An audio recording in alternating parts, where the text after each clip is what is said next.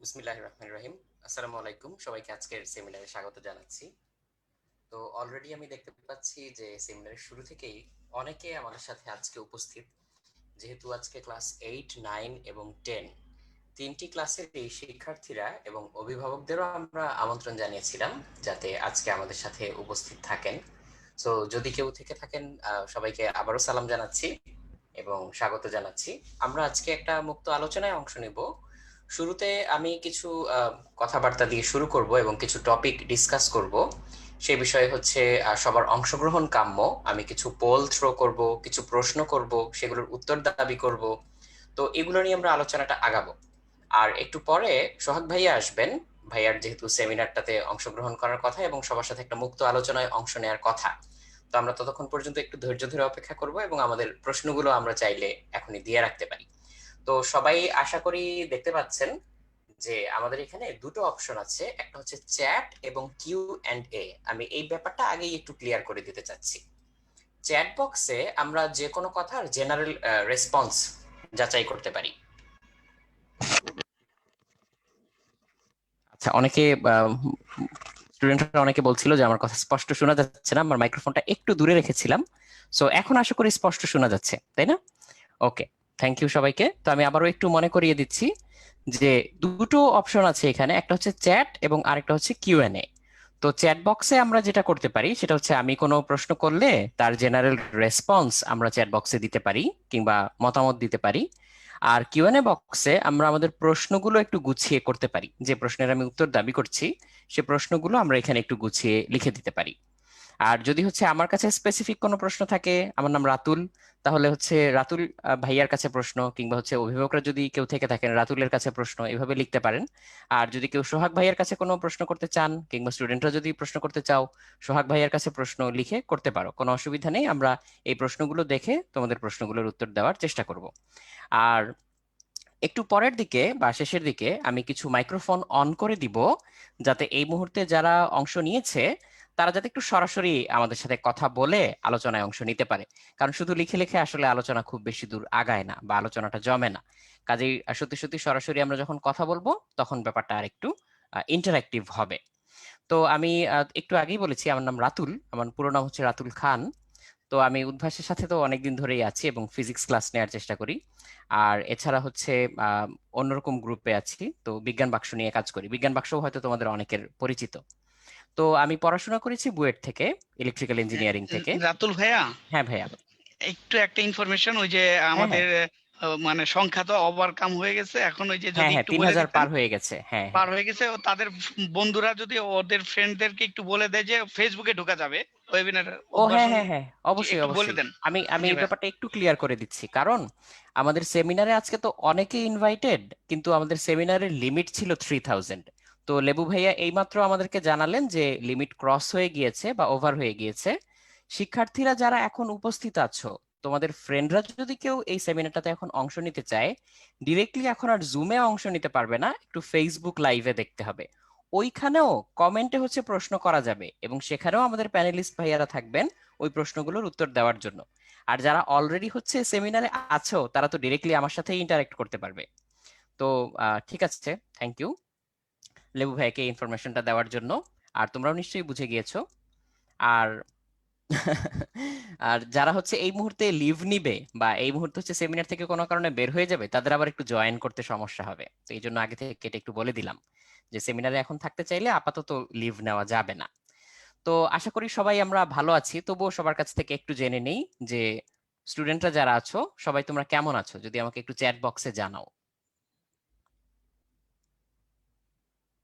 হ্যাঁ, আমি দেখতে পাচ্ছি আলহামদুলিল্লাহ, অনেকেই তোমরা লিখেছো যে আলহামদুলিল্লাহ আমরা ভালো আছি।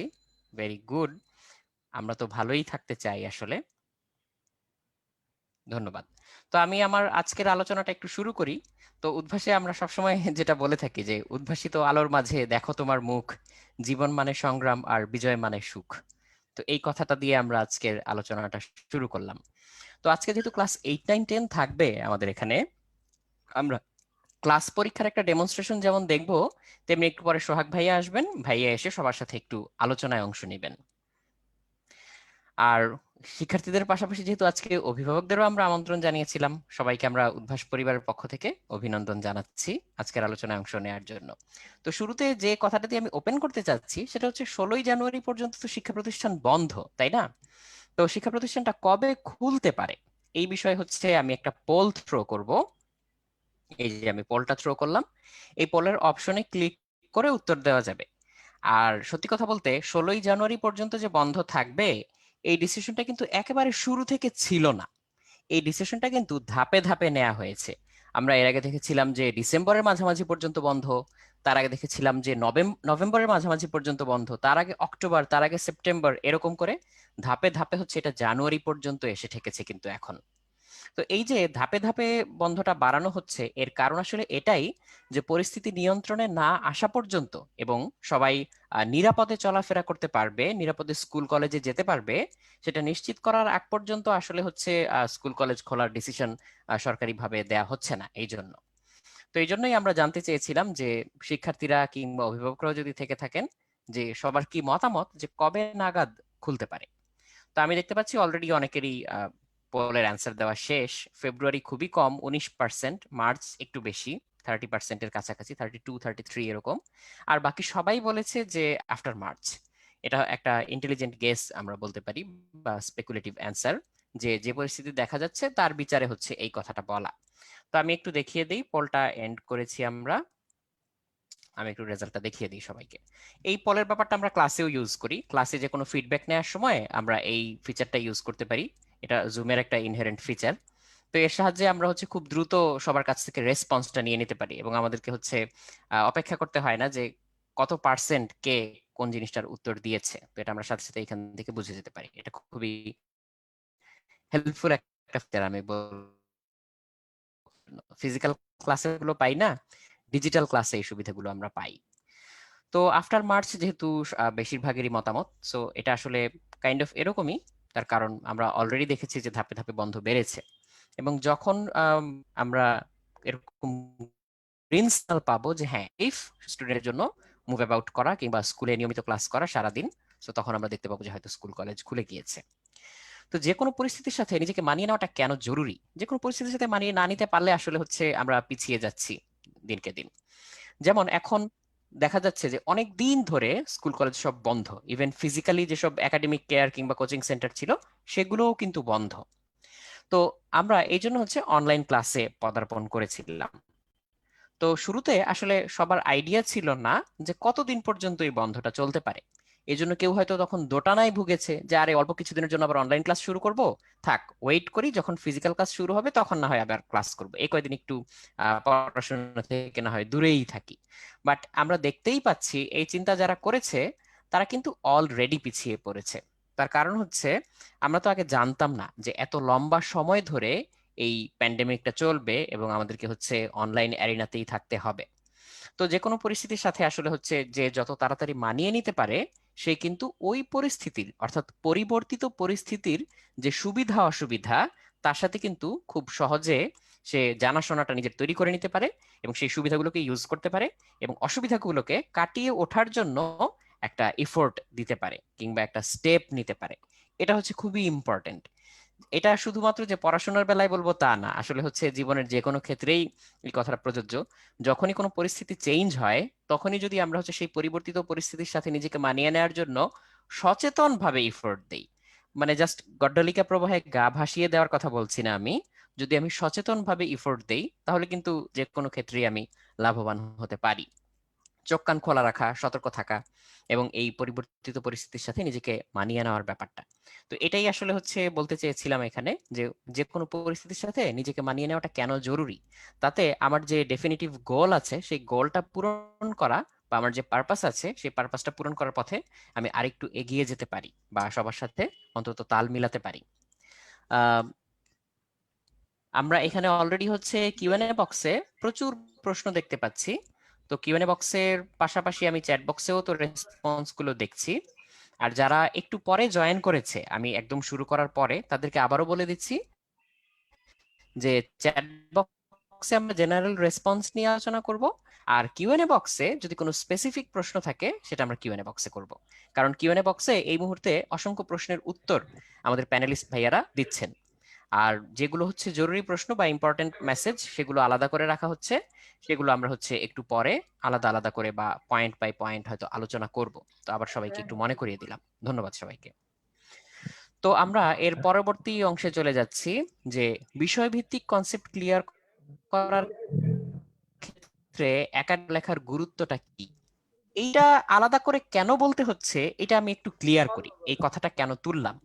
তার কারণ হচ্ছে আমরা অনেক সময় মনে করি যে পরীক্ষার আগে দিয়ে আমরা একটা ম্যারাথন পড়া দিব, আর সেই ম্যারাথন পড়ার ফলে আমি হচ্ছে পরীক্ষায় ভালো করে ফেলতে পারবো বা এই ধরনের কোন একটা ব্যাপার। তো সত্যি সত্যি হচ্ছে সবসময় এই ব্যাপারটা এমন ভাবে কাজ করে না। তার কারণ হচ্ছে নানান সময় আমাদের নানা রকম অসুবিধা হয়, সমস্যার মধ্যে আমরা হয়তো পড়তে পারি। তো এই ব্যাপারগুলো সবসময় হচ্ছে আমরা যেভাবে স্পেকুলেট করি বা যেভাবে আমরা হচ্ছে চিন্তা করি সেভাবে কিন্তু কাজ করে না। তো এই জন্য সবসময় পরীক্ষার আগে পরেই যে আমি সবকিছু সুন্দর মতো ধরে ফেলতে পারবো সেটাও না। তো এই জন্য হচ্ছে আমি এই কথাটা তুললাম যে একাডেমিক পড়াশোনাটা কেন একটু রেগুলার করা দরকার। একাডেমিক পড়াশোনাটা করলে আমি যথেষ্ট সময় পাই, যে পুরো আমার একাডেমিক কোর্সের যে টাইম জুড়ে ওই টাইমটুকু জুড়ে আমি সময়টা পাই প্রত্যেকটা টপিককে আত্মস্থ করার জন্য, বুঝার জন্য।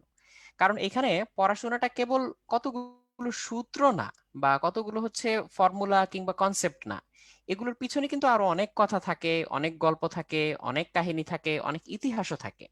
সো এইভাবে যখন আমি জিনিসটাকে দেখি তখন আসলে আমি বুঝি কোন জিনিসটার হিস্টোরিক্যাল পার্সপেক্টিভটা কেমন, কোনটা কোত্থেকে এসছে, কোনটার প্রকৃত গুরুত্বটা কোথায়, এবং আমার জীবনে এটা আমি কোথায় কাজে লাগাতে পারি। সত্যি কথা বলতে আমরা একেবারে একাডেমিক্যালি যা যা পড়ি তার সবকিছু কি কাজে লাগাই? মোটেও না। 5 to 10% হয়তো আমরা প্রফেশনাল লাইফে কাজে লাগাই, not more than that. But তাহলে বাকি পড়াশোনা করে আমার লাভটা কি? আসলে এটা আমাদেরকে হচ্ছে এই যে একটু আগে যে কথাটা বললাম, বিভিন্ন পরিস্থিতিতে মানিয়ে নেওয়া, চিন্তা করার অ্যাবিলিটি গ্রো করা, এবং যে কোনো পরিস্থিতিতে সেই সমস্যাটা আমি বাস্তব জীবনে কিভাবে সমাধান করব। পাঠ্য বইয়ে তো আর আমি বাস্তব জীবনে সব সমস্যার সমাধান পাবো না, আমার নিজেকেই কিন্তু সমাধানটা করতে হবে। সেই সমাধান করার প্রস্তুতিটা গ্রহণ করা, এটাই কিন্তু আসলে আমার শিক্ষা জীবনের একটা অন্যতম মূল উদ্দেশ্য। এটাকে মূল উদ্দেশ্য বলবো না, বাট অন্যতম মূল উদ্দেশ্য। কাজেই নিজেকে আরো কেপাবল করে গড়ে তোলা, থিঙ্কিং অ্যাবিলিটি গ্রো করা, ইন ডেপথ চিন্তা করা, এবং সবচেয়ে জরুরি যেটা এর মধ্যে সেটা হচ্ছে চেইন অফ থট মেনটেন করতে পারা। তার মানে চিন্তার ধারাবাহিকতা মেনটেন করতে পারা, এটা খুবই গুরুত্বপূর্ণ। কারণ যদি আমি চিন্তার ধারাবাহিকতা রক্ষা করতে পারি তাহলে একটা জটিল প্রবলেমকে আমি কতগুলো সিম্পল প্রবলেমে ভেঙে একটার পর একটা সলভ করে সেই জটিল প্রবলেমটা কিন্তু আমি সমাধান করে ফেলতে পারি। তো এটা কিন্তু পসিবল। সো এই চেইন অফ থট মেনটেন করতে পারা কিংবা চিন্তার ধারাবাহিকতা রক্ষা করতে পারাটা কিন্তু খুব জরুরি।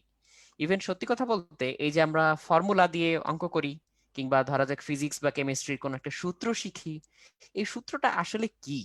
সূত্রটা কি মানে মানে মন্ত্র পড়ার মতো একটা ব্যাপার যে সূত্র বসায় দিলাম হচ্ছে অঙ্ক হয়ে গেল? এটা দিয়ে আসলে কি হয়? সূত্রটাই হচ্ছে আসলে যে কনসেপ্টটা নিয়ে আমরা আলোচনা করছিলাম, সেই কনসেপ্টটার পিছনে যা ছিল, সেখান থেকে যুক্তিগুলো যা ছিল, চিন্তাগুলো যা ছিল, সেটাকে সুন্দর করে এক কথায় সেই বিশাল যে চিন্তার প্রক্রিয়াটা সেটাকে এক কথায় প্রকাশ করার নামটাই হচ্ছে ওই সূত্রটা। সো ওই একটা সূত্র দিয়ে তখন আমরা হচ্ছে বিষয়টাকে ব্যাখ্যা করে ফেলতে পারি বা হচ্ছে কোন একটা প্রবলেমকে সলভ করতে করতে পারি। তো এইরকম এই জন্য আমি বলতে চাচ্ছিলাম যে রেগুলার একাডেমিক পড়াশোনার গুরুত্বটা কোথায়। সো এখানে রেগুলারিটি অবশ্যই মেনটেন করতে হবে এবং টপিকগুলো বুঝে কনসেপ্টগুলো মাথায় নিয়ে তখন আমাকে হচ্ছে চলতে হবে।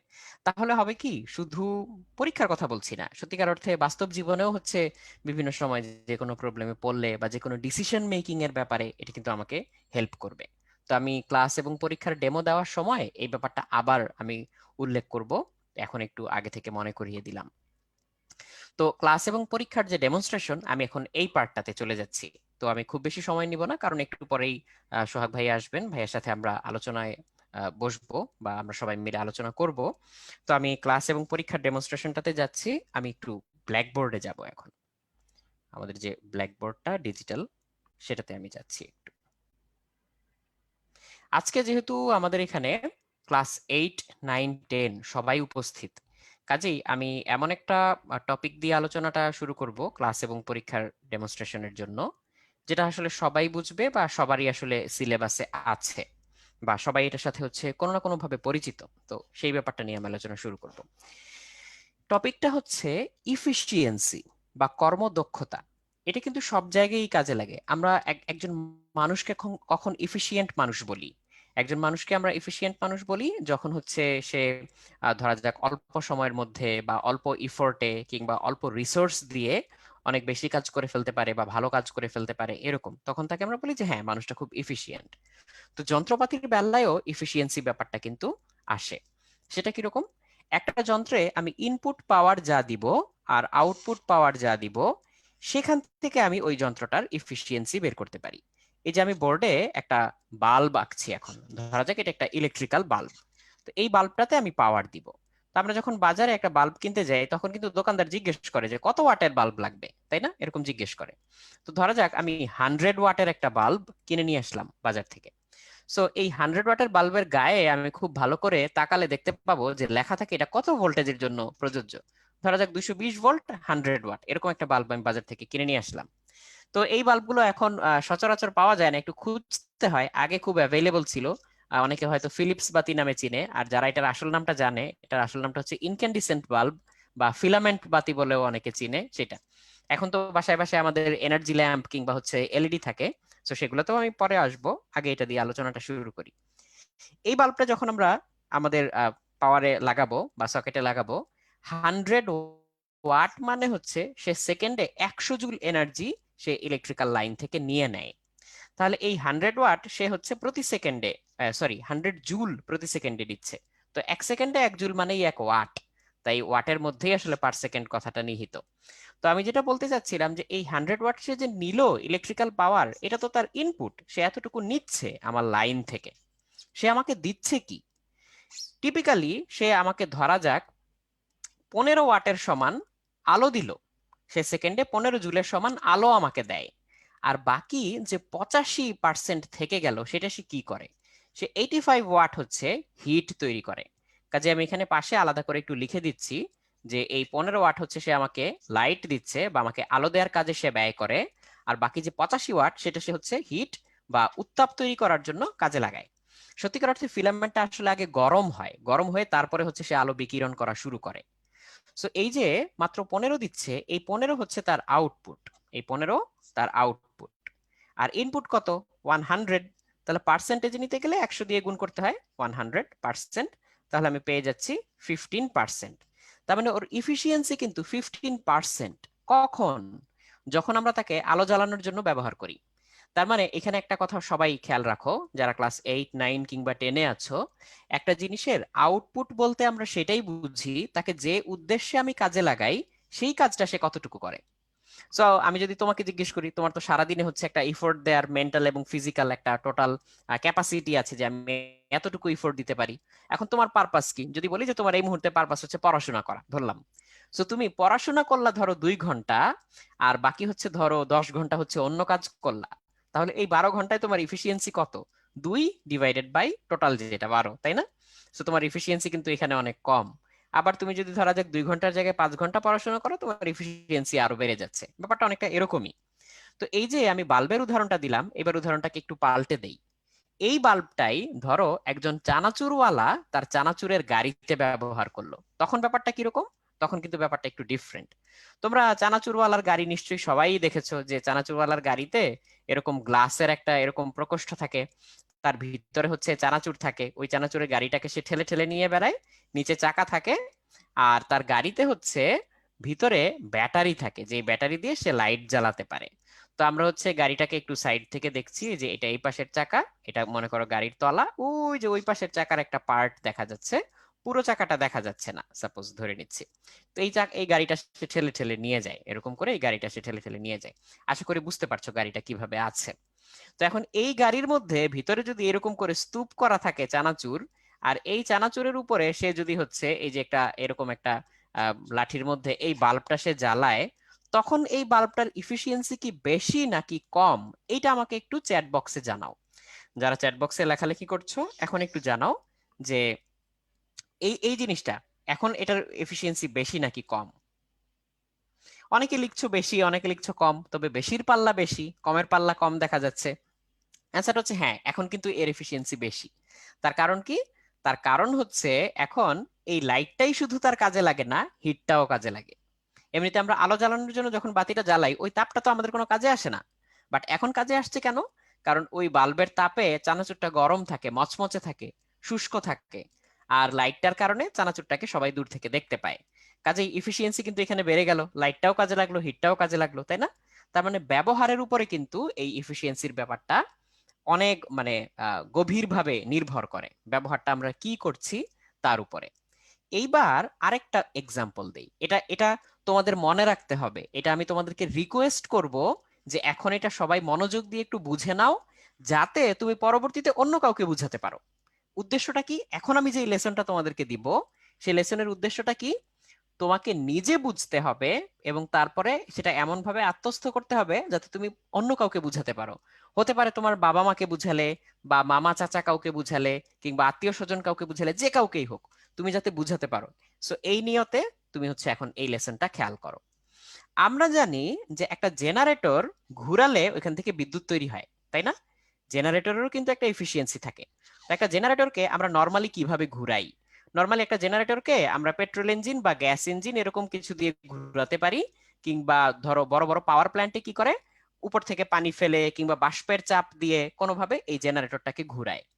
সো এই জেনারেটরে মেকানিক্যাল এনার্জি বা যান্ত্রিক শক্তি যতটুকু দেয় সেটা হচ্ছে তার ইনপুট, আর এখান থেকে ইলেকট্রিসিটি যতটুকু বের হয়ে আসে সেটা হচ্ছে তার আউটপুট। তো ধরা যাক এই জেনারেটরটার ইফিসিয়েন্সি হচ্ছে 70%। এই জেনারেটরটার ইফিসিয়েন্সি 70%। তার মানে এখানে যদি আমি 100 জুল আমি যদি যান্ত্রিক শক্তি দেই, তাহলে এখান থেকে 70। ঘটনা হচ্ছে তুমি জ্বালাতে পারবে, তুমি একটা মোটর চালাতে পারবে, পানি উঠাতে পারবে, এভরিথিং হোয়াটএভার। মজাটা এখান থেকে তুমি করো যে এখান থেকে ইলেকট্রিক্যাল এই ইলেকট্রিক্যাল পাওয়ারটা নিয়ে, সো আমি এক কাজ করলাম, আমি তারটাকে ঘুরিয়ে এদিকে নিয়ে আসলাম, নিয়ে এসে এখানে হচ্ছে একটু একটা মোটর চালাচ্ছি আমি, এটা একটা ইলেকট্রিক্যাল মোটর। এই মোটরের শ্যাফটের যে এটা জেনারেটরের সাথে বেঁধে, তা কি হবে? এখন জেনারেটর চললে থেকে নিয়ে মোটরগুলো জেনারেটরটাকে ঘুরাবে। তাহলে এখনো পাওয়ার সোর্স এবার বাদ দিলাম, যে ঠিক আছে জেনারেটর দিয়ে তো মোটর ঘুরতেছে, মোটর দিয়েই আবার জেনারেটর ঘুরাই। তো এই মোটরেরও কিন্তু একটা এফিসিয়েন্সি আছে। তো ধরলাম মোটরের এফিসিয়েন্সি হচ্ছে 60% ধরলাম। তাহলে মোটর ইলেকট্রিক্যাল এনার্জি এখানে যতটুকু নিচ্ছে, মেকানিক্যাল এনার্জি তার 60% দিচ্ছে। এই ব্যাপারটা কেন বললাম? কারণ আমরা কয়েকদিন পরে পরেই পত্রপত্রিকায় দেখতে পাই যে কেউ একজন এমন একটা যন্ত্র তৈরি করেছে যে যন্ত্রের সাহায্যে জেনারেটর দিয়ে মোটর ঘুরানো হয়, আর ওই মোটর দিয়ে আবার জেনারেটর ঘুরানো হয়, তারপর সেখান থেকে বিদ্যুৎ খালি হতেই থাকে, কারণ এখানে তো হচ্ছে জিনিসটা একটা ক্লোজ লুপ। তাহলে ওই বিদ্যুৎ দিয়ে নাকি দেশের বিদ্যুতের চাহিদা পূরণ করে ফেলা যাবে।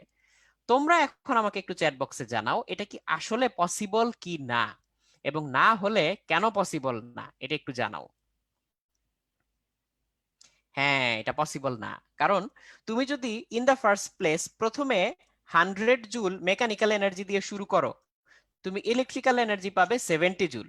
তারপরে সেই 70 জুল মেকানিক্যাল এনার্জি তুমি যখন এই মোটরে দিবে, তখন তার আবার 60% পাওয়া যাবে, তাই না? তাহলে 70 এর 60% কত? 70 এর 60% হচ্ছে 42। তাহলে এখানে তুমি ইলেকট্রিক্যাল এনার্জি থেকে তখন মেকানিক্যাল এনার্জি পাবে মাত্র 42 জুল। সেই 42 জুল থেকে নতুন করে ইলেকট্রিক্যাল এনার্জি কতটুকু পাবে? 70% আবার। তাহলে এবার চলে আসতেছে 29.4 জুল। তার মানে সেকেন্ড বার ঘুরে আসলে 29.4 জুল হয়ে যাচ্ছে। তাহলে এখানে এনার্জি লস হচ্ছে না। জেনারেটর ঘুরতে গেলে কি সাউন্ড তৈরি করে না? মোটর ঘুরতে গেলে কি সাউন্ড তৈরি করে না, হিট তৈরি করে না? এটা তো আর ফেরত আসে না, এটা তো পরিবেশে বিলীন হয়ে যায়, নষ্ট হয়ে যায়, লস। এটা কি আমরা বলি পাওয়ার লস। তাহলে এই পাওয়ার লসটা কি হয়? এটা তো আর ফেরত পাওয়া যায় না। সো কাজে এই ধরনের কোনো যন্ত্রপাতি কিন্তু তৈরি করা সম্ভব না যেখানে বাইরে থেকে কোনো এনার্জি না দিয়ে ওর ভিতরের এনার্জি দিয়ে আমি খালি বিদ্যুৎ পেতেই থাকবো, এটা কিন্তু পসিবল না। কাজে কেউ যদি এরকম দাবি করে এবং পত্রপত্রিকায়ও আসে, এটা খুবই আশ্চর্যের ব্যাপার যে সাংবাদিক, আমাদের যে সাংবাদিক ভাইরা আছেন তারা কিন্তু এটা ছেপে দেন। সো তোমাদেরকে এটা বুঝতে হবে যে কেন এটা কাজ করে না, এবং দরকার হলে মানুষকে বুঝাতে হবে যে এই জন্য আসলে এটা সত্যি না, বা এই জন্য আসলে এটা কাজ করবে না। ফ্রি ফ্রি এনার্জি বলে কিছু নাই।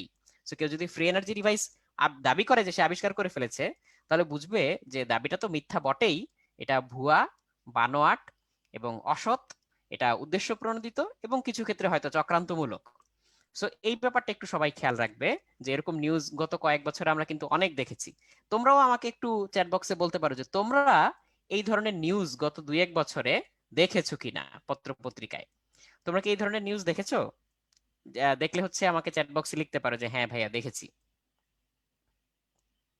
হ্যাঁ, এই যে অনেকে লিখেছো যে হ্যাঁ দেখেছি, অনেকে লিখেছো যে হ্যাঁ দেখিনি, অনেকে আবার লিখেছো যে ভাইয়া পত্রিকাই তো পড়ি না, দেখবো কোত্থেকে।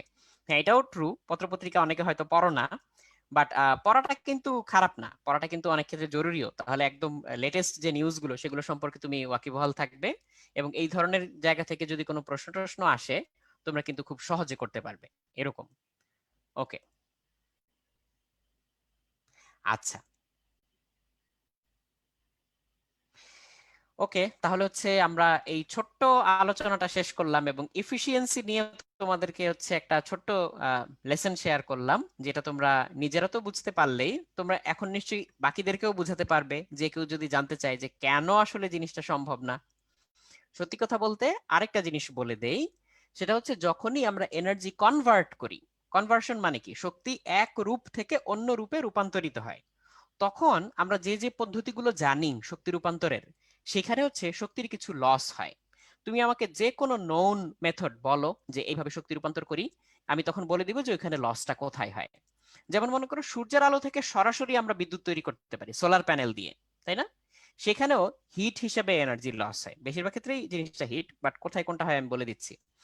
যদি আমি জেনারেটর ঘুরানোর কথা বলি, জেনারেটরে মেকানিক্যাল ভাইব্রেশনের কারণে অনেক সাউন্ড তৈরি হয়, হিট তৈরি হয়, যন্ত্রপাতির বিভিন্ন পার্টস ক্ষয় হয়, এখানে এনার্জি নষ্ট হয়। তারপরে ধরো অন্য একটা পদ্ধতি, ধরো নিউক্লিয়ার পাওয়ার প্ল্যান্টে আমরা হচ্ছে এনার্জি তৈরি করছি, ওখানে হচ্ছে নিউক্লিয়ার ফিউশনের মাধ্যমে প্রচুর পরিমাণ হিট তৈরি করা হয়, ফিউশন তো না, সরি ফিশন, ফিউশনটা আসছে সামনে ভবিষ্যতে, ওটা নিয়ে প্রচুর গবেষণা হচ্ছে। ফিশনের মাধ্যমে হিট তৈরি করি, ওই হিট এক্সচেঞ্জের সময় প্রচুর হিট কিন্তু এখান থেকে লস হয়ে যায়। সো যত জায়গাতেই আমরা এনার্জি কনভার্ট করি না কেন, কিছু না কিছু লস হয়, এবং এই লসের পরিমাণটা বাড়তে বাড়তে যদি আমরা হচ্ছে বাইরে থেকে এনার্জি সাপ্লাই না দেই, তাহলে ওই লস বাড়তে বাড়তে এক সময় পুরো এনার্জিটাই কিন্তু শেষ হয়ে যাবে বা নেই হয়ে যাবে। তো এইটুকু তোমাদেরকে বললাম। তো আমরা হচ্ছে ক্লাসের একটা ছোট্ট ডেমো দিয়ে দিলাম, তোমরা দেখলে যে আমরা একদম সত্যিকার ব্ল্যাকবোর্ডের মতো করে জিনিসগুলো তোমাদেরকে দেখাতে পারি। আর আমি তো অলরেডি তোমাদেরকে শুরু থেকে একটা স্লাইড দেখিয়ে দেখিয়ে আজকের সেমিনারটা নিচ্ছিলাম। তো এরকম স্লাইডও আমাদের থাকে ক্লাসের মধ্যে, এটা যারা ক্লাস করেছো তারা তো জানোই। স্লাইডের মধ্যে আগে থেকে অনেক অঙ্ক টঙ্ক বা যে কোনো প্রবলেম এগুলো রেডি করা থাকে, তাতে সুবিধা হয় কি ক্লাসে বাড়তি সময়টা নষ্ট হয় না, যেটা আমাদের ফিজিক্যাল ক্লাসে নষ্ট হতো। আর আমরা এখানে হচ্ছে ইজিলি যে কোনো রিসোর্স তোমাদের কাছে শেয়ার করতে পারি তোমাদের সাথে। তো আমি ওই রিসোর্স শেয়ারিং এর ব্যাপারে যেটা বলছিলাম, আমি আরেকটা এক্সাম্পল তোমাদের দিতে পারি। আমি ইন দ্য মিন টাইম আমার এই শেয়ারটা একটু স্টপ করি। তো আরেকটা রিসোর্স বলতে আমি হচ্ছে যে কোনো সিমুলেশন তোমাদেরকে দেখাতে পারি। তো এই সিমুলেশন গুলো দেখানোর সময় যেটা হয়, সিমুলেশন আর অ্যানিমেশনের মধ্যে একটা পার্থক্য আছে। অ্যানিমেশনটা হচ্ছে ফিক্সড একটা ঘটনাকেই বারে বারে দেখায়, যে একই ঘটনাকেও বারে বারে দেখাবে। বাট সিমুলেশন জিনিসটা হচ্ছে একই ঘটনা বারে বারে দেখাবে না, ও হচ্ছে সূত্রগুলো জানে, নিয়মগুলো জানে, সেই নিয়মের উপরে ভিত্তি করে তুমি যদি এবার এক একবার এক এক ঘটনা ঘটাও, তাহলে সে হচ্ছে ওই রকম করে ওই ঘটনা তোমাকে হচ্ছে দেখাতে পারে, যে তুমি এরকম ইনপুট দিলে আউটপুট কিরকম আসবে। তো এটা হচ্ছে অ্যানিমেশন আর সিমুলেশনের মধ্যে পার্থক্য। তো পড়াশোনা করার জন্য হচ্ছে এই অ্যানিমেশন আর সিমুলেশন দুইটাই খুব জরুরি বা হচ্ছে ভালো বিষয়। তো আমি একটা ছোট্ট উদাহরণ দেই। এই যে দেখো, যেমন তোমাদের হচ্ছে কয়দিন পরে দেখবা যে ম্যাথে এরকম ব্যালেন্সিং এর ব্যাপার স্যাপার চলে আসবে। তো আমি যদি ব্যালেন্সিং করতে চাই, ধরো আমি এক জায়গায় হচ্ছে 5 কেজি দিলাম, তো আরেক জায়গায় হচ্ছে 5 কেজি দিলাম কিন্তু একটু দূরে। এখন বলো নিচ দুই পাশ থেকে যদি থামগুলো সরিয়ে দিই, এটা কোন দিকে পড়ে যাবে? তোমরা প্র্যাকটিক্যাল তোমাদের এক্সপেরিয়েন্স থেকে জানো যে এই যে এটা এদিকে সরে যাবে, কারণ এটা একটু দূরে ছিল। সো ব্যালেন্স করার জন্য আমাকে আসলে কি করতে হতো, এটা যত দূরে এটাকে ঠিক তত দূরেই রাখতে হতো, এই যে এখানে রাখতে হতো, এরকম জায়গায় রাখতে হতো, তাহলে এই জিনিসটা ব্যালেন্স হতো। সো এটা তোমরা হচ্ছে প্র্যাকটিক্যাল এক্সপেরিয়েন্স থেকে বুঝে যাচ্ছ। হোয়াট ইফ আমি হচ্ছে এমন ভাবে দিলাম যে এইটাকে আমি একেবারে লাস্ট মাথায় দিলাম, আর এইটাকেও ধরো হচ্ছে আমি এদিকেই দিলাম, দুইটাকেই আমি এদিকে দিলাম। এবার এই পাশে আমি ব্যালেন্স করতে চাই 10 কেজি দিয়ে, তাহলে আমি এখান থেকে শুরু করলাম, হয় না, এখান থেকে শুরু করলাম, এখন আবার হচ্ছে, কিন্তু ডান পাশে আবার ব্যালেন্স বেশি হয়ে যাচ্ছে। সো কাজেই এটাকে আমি যদি হচ্ছে পুরোপুরি ঠিকঠাক করতে চাই, তাহলে নিশ্চয়ই আমাকে এখানে নড়াচড়া করতে হবে। তার মানে বাস্তবে আমি একটা পরীক্ষা করার জন্য যা যা করতাম সিমুলেশনে আমি ওই কাজটা করতে পারি, এবং পরে আমি ম্যাথমেটিক্যালি জিনিসটা হচ্ছে মিলিয়ে নিতে পারি। এই যে দেখো আমার কিন্তু এখন ব্যালেন্স হয়ে গেছে। সত্যি কথা আমি একদম কিন্তু হিসাব নিকাশ কিছুই করি নাই, আমি জাস্ট এখানে হচ্ছে দেখছি যে কোনটা কত কেজি, কাছে আনলে কি হয় দূরে আনলে কি হয়, এই মুহূর্তে আমার যে এক্সপেরিয়েন্সটা হচ্ছে তার উপরে ভিত্তি করে আমি এটা হচ্ছে এখন ব্যালেন্স করলাম। এখন তুমি আবার ম্যাথ দিয়ে জিনিসটাকে মিলাতে পারবে, দেখি মাঝখান থেকে এটা কত দূরে, 1 2 3 4 ঘর দূরে, তাহলে 4 5 20, আর বড়টা ওই আরেকটা 5 কেজি কত দূরে, 5 6 7 8 ঘর দূরে, তাহলে এখানে 5 8 40, তাহলে কত হচ্ছে 40 আর 20 60 হচ্ছে। তাহলে 10 কেজি কত দূরে, 1 2 3 4 5 6, 6 × 10 60, তাহলে দুই পাশে 60 60 ব্যালেন্স হয়ে গেল। তো এইভাবে যদি আমরা হাতে কলমে একটা জিনিস শিখি, এটা কি ভুলা পসিবল, বা তোমাকে কি এটা বারে বারে মনে করিয়ে দিতে হবে যে এইভাবে জিনিসটা হয়? তুমি একবারে জিনিসটা মনের ভিতর থেকে বুঝে গেলে না, এখন তোমাকে সারা জীবনে আর না বললেও তুমি তুমি কিন্তু এই ব্যাপারটা করতে পারবে যে আচ্ছা ব্যালেন্সিং কিভাবে করে, এইভাবে করে, এবং অঙ্কটা কিভাবে আসবে, এইভাবে আসবে। So তোমরা দেখতে পাবে, তোমরা 9 10 এরকম কিছু অঙ্ক হয়তো পাবে, তারপর হচ্ছে ইন্টারনেটে তো অহরহই পাবে। সো একদম প্র্যাকটিক্যালি আমরা কাজে পরিণত করার মাধ্যমে পুরো জিনিসটা হচ্ছে হাতে কলমে শিখে গেলাম। এই বিদ্যাটা কিন্তু আর ভুলার না, তুমি এখন এই জিনিসটা আর চাইলেও ভুলতে পারবে না, এটা তোমার মাথায় পাকাপাকি ভাবে গেঁথে যাবে। সো এটা একটা সুবিধা। তো এটা আমরা দেখলাম। এরপর আমরা আবার একটু আমাদের ওয়েবসাইটে চলে যাব, আমাদের উদ্ভাসের যে ওয়েবসাইটটা, আমরা ওয়েবসাইটটাতে চলে যাব। তো আমি একটা কাজ করি, আমি আমার সিমুলেশন উইন্ডো এবং আমাদের যে ব্ল্যাকবোর্ডটা ছিল সেটা আমি অফ করে দিলাম। এবার আমি হচ্ছে উদ্ভাস এর ওয়েবসাইটে চলে যাব, যেখানে তোমরা লগ ইন করে সব কার্যক্রম চালাতে পারবে, তোমাদের ক্লাস, পরীক্ষা, পুরোনো ক্লাস দেখা, এভরিথিং। তো আমি সেই উইন্ডোটা তোমাদের সাথে একটু শেয়ার দিচ্ছি।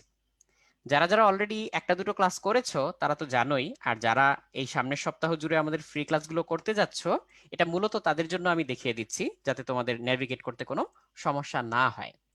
তো আমি এখানে একটা ডামি রেজিস্ট্রেশন নাম্বার দিয়ে পুরো প্রক্রিয়াটা দেখাচ্ছি।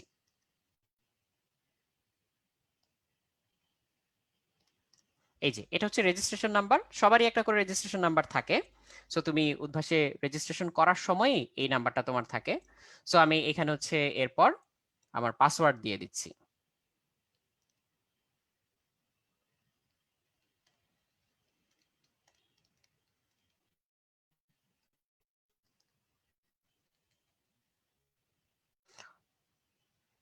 ও আচ্ছা, সরি সরি, আমাকে এখানে মোবাইল নাম্বার চাচ্ছে, খুবই দুঃখিত, আমি খেয়াল করিনি। এটা হচ্ছে একেবারে প্রথমবার করার সময়, হ্যাঁ তোমাকে তোমার মোবাইল নাম্বারটা দিতে হবে, তো সমস্যা নেই, আমি এখানে মোবাইল নাম্বার দিয়ে দিচ্ছি।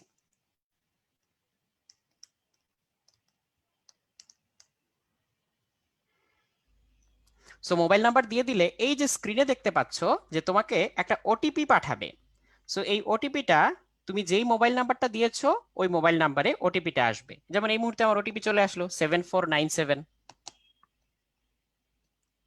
আমি এখন তোমাদেরকে ডেমো দেখানোর জন্য হচ্ছে ওটিপিটা বললাম, তোমরা কিন্তু আবার তোমাদের ওটিপি কাউকে দিয়ে দিও না, বুঝছো? আর তারপর হচ্ছে একটা পাসওয়ার্ড তোমাকে সেট করে নিতে হবে। এটা হচ্ছে একেবারে প্রথমবারের জন্য।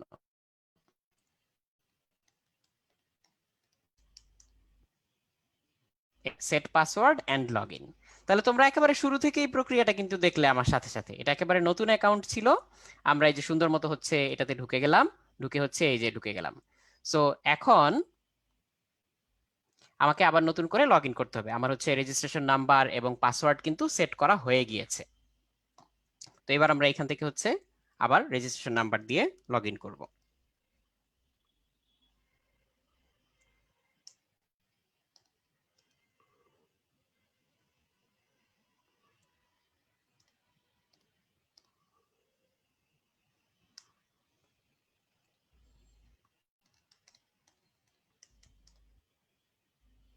এই যে আমি লগ ইন করেছি, এখন দেখো এইখানে তোমরা যারা যারা ক্লাস করবে তোমাদের ঠিক এক্স্যাক্টলি এরকম করে মাই রুটিন টুডে এই অংশটা আসবে, এবং এখানে তুমি দেখতে পাবে যে আজকে তোমার কি কি ক্লাস করার আছে, কি কি পরীক্ষা দেওয়ার আছে সেগুলো। তো নর্মালি যেটা থাকে, এই যে লেকচার অংশটা সিলেক্ট করা থাকে, এখানে আপকামিং কিংবা পাস্ট লেকচারে ক্লিক করে তুমি সামনে যে ক্লাসটা হবে কিংবা পিছনে যে ক্লাসটা হয়ে গিয়েছে সেই ক্লাসগুলো অ্যাক্সেস করতে পারবে। যেমন এখানে আমাদের হচ্ছে দেখা যাচ্ছে যে পাস্ট কিছু লেকচার এখানে অলরেডি আপলোড করা আছে। সো আমি যদি আপকামিং লেকচারে দেই তখন পরবর্তী ক্লাসটা দেখাবে। যেমন এখনো পরবর্তী ক্লাসের এখানে রুটিনটা দেওয়া হয়নি, কিছুক্ষণের মধ্যে চলে আসবে, আমি রুটিনটা একটু পরে দেখাবো। আর এই যে পাস্ট লেকচার মানে হচ্ছে যে ক্লাসটা হয়ে গিয়েছে। তো আমি যে কোনো একটা ক্লাস তোমাদেরকে ডেমো হিসেবে রিপ্লে করে দেখাই। নিচে দেখো, ক্লাসের নিচে যখন তুমি আপকামিং ক্লাস বা পরবর্তী ক্লাস করবে তখন জয়েন ক্লাস বাটন থাকে, আর যখন হচ্ছে পুরোনো ক্লাস তখন হচ্ছে স্টাডি ম্যাটেরিয়ালস এবং রিপ্লে ভিডিও থাকে। তুমি যদি কোনো কারণে ক্লাসটা মিস করে থাকো তাহলে রিপ্লে ভিডিওতে ক্লিক করলে যে ক্লাসটা হয়ে গিয়েছে ওই ক্লাসের ভিডিওটাই প্লে হয়, এবং তুমি এর যে কোনো অংশে গিয়ে দেখে নিতে পারো যে ওই ক্লাসের টিচার এক্স্যাক্টলি কিভাবে পড়িয়েছিলেন। আর তুমি যদি হচ্ছে রিপ্লে ভিডিওতে ক্লিক না করে স্টাডি ম্যাটেরিয়ালে ক্লিক করো তাহলে ওইখানে টিচার যেভাবে পড়িয়েছিলেন এক্স্যাক্টলি ওই পিডিএফটাই তুমি ডাউনলোড করার জন্য পেয়ে যাবে। কাজেই তোমাকে কিন্তু আলাদা করে আর ক্লাস নোট তুলতে হচ্ছে না, এক্স্যাক্টলি টিচারের ক্লাস নোটটাই কিন্তু তুমি পেয়ে যাচ্ছ। কাজে ক্লাসে তুমি পূর্ণ মনোযোগ দিয়ে ক্লাস করা এবং ক্লাসের বিষয়গুলো বুঝে নেওয়ার ব্যাপারে সময়টা দিতে পারবে। আর স্টাডি নোটটা বা ক্লাস ম্যাটেরিয়ালটা এখানে কিন্তু অলরেডি থেকেই যাচ্ছে, সো এটা তোমাকে পরবর্তীতে হেল্প করবে ক্লাসটা রিভিশন দেওয়ার জন্য। তাহলে এটা তো বললাম ক্লাসের ব্যাপারে, এটা হচ্ছে লেকচার্স। আর যদি আমি এক্সামসে যাই তাহলে দেখো এখানে পাস্ট কিংবা আপকামিং এক্সাম এভাবে দিয়ে তুমি ফিল্টার করতে পারো। দিয়ে তুমি এখানে হচ্ছে যে কোনো একটা এক্সাম দিতে পারো। যেমন ধরো আমি এখন তোমাকে একটা এক্সাম দিয়ে দেখাই যে demo live creative and MCQ exam, এরকম ধরো আমি তোমাকে একটা এক্সাম দিয়ে দেখাতে চাচ্ছি। টেক এক্সাম বাটনে যদি আমি ক্লিক করি তাহলে এখান থেকে দাঁড়াও, সাগর ভাই, সাগর ভাই কি শুনতে পাচ্ছেন? বা লেবু ভাই? হ্যাঁ জি ভাই, শুনতে পাচ্ছি। ভাইয়া ওই আমি যে অ্যাকাউন্টটা এখন ইউজ করছি সম্ভবত ওই এন্ড থেকে ওই অ্যাকাউন্টে কেউ লগ ইন করার চেষ্টা করছে, এই জন্য আমারটা হচ্ছে লগ আউট হয়ে যাচ্ছে।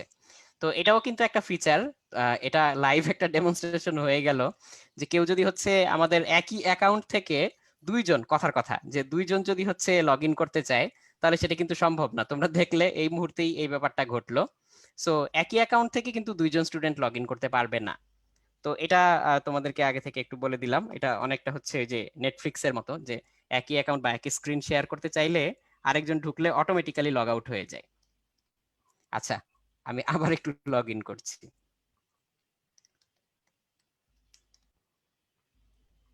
এই যে দেখো, সো আমি এক্সাম অংশটাতে গেলাম। এখন দেখো আমি একটা এক্সাম দিব, এই যে আমি টেক এক্সাম বাটনটাতে ক্লিক করলেই আমার এক্সামটা শুরু হয়ে যাবে। এখন এখানে এক্সামের জন্য দেখো এখানে হচ্ছে কিছু নির্দেশাবলী দেওয়া যে তুমি কিভাবে কিভাবে কি করবে। তো এটা তোমরা অবশ্যই সতর্কতার সাথে পড়ে নিবে, আমি জাস্ট এখন একটু দেখিয়ে দিচ্ছি।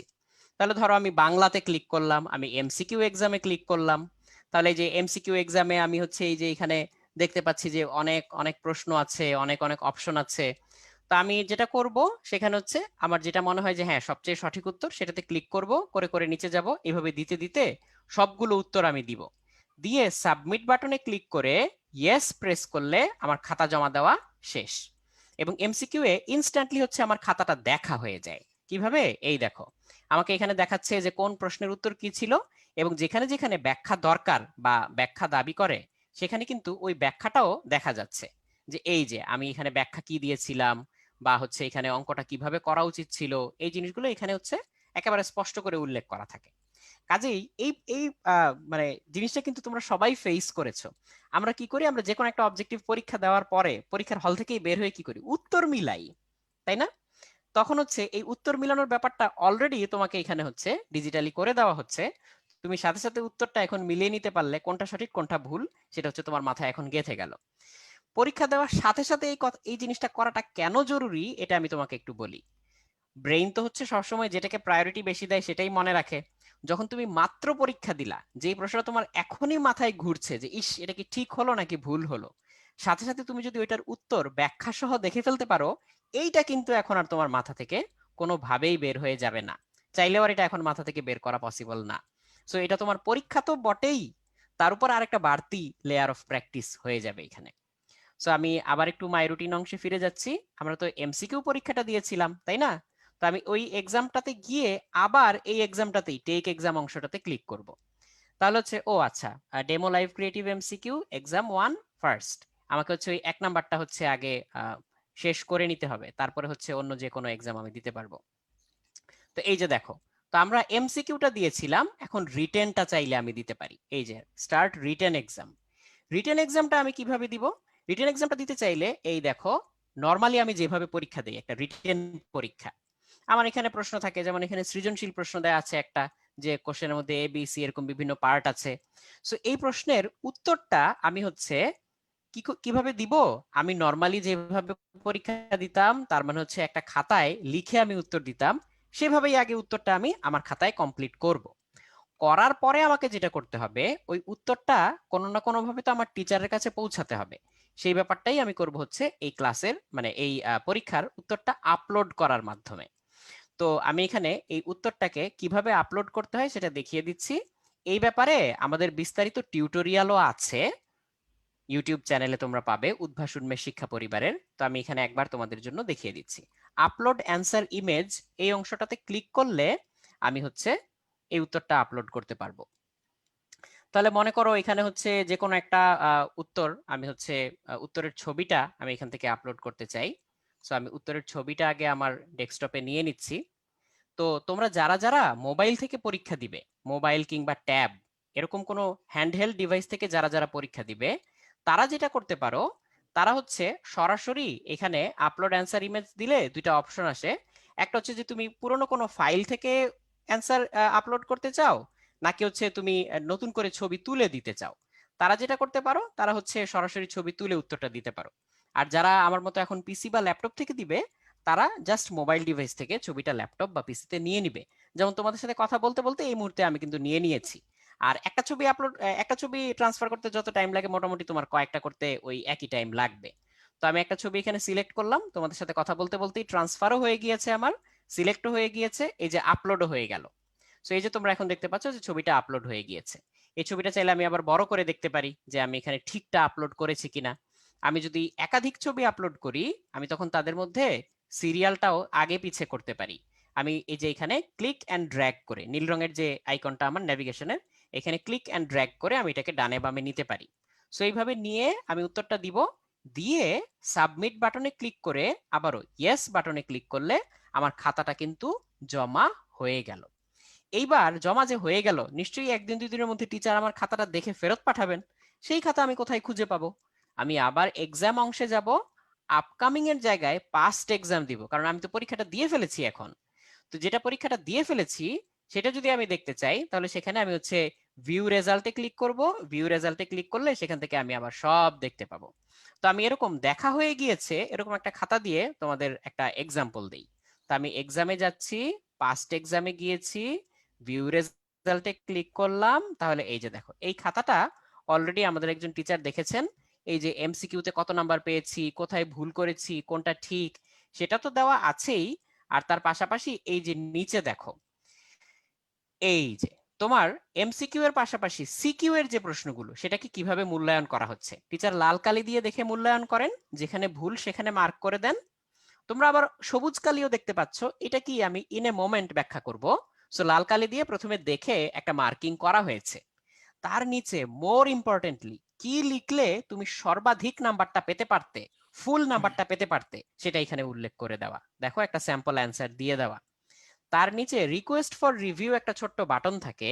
সো এই জায়গাটায় যখন আমরা চলে আসি, তখন হচ্ছে এই যে এই লিঙ্কটাতে ক্লিক করলে একটা বক্স আসে, এখানে তুমি লিখতে পারবে যে যদি টিচারের খাতা দেখা নিয়ে তোমার কোনো অসন্তোষ থাকে, বা কোনো জায়গায় নাম্বার যোগ করা ভুল থাকে, বা ইভেন অনেক সময় ভুলও করতে পারেন টিচার, সেটা হচ্ছে তুমি চাইলে এখানে লিখতে পারবে। যেমন এখানে যার খাতা সে এটা লিখেছিল, তখন টিচার খাতাটা রিস্ক্রুটিনি করে তাকে আবার উল্লেখ করে দিয়েছেন যে কেন তার খাতায় নাম্বারটা কাটা হয়েছে, এই জন্যই সবুজ কালি দেখতে পাচ্ছিলে।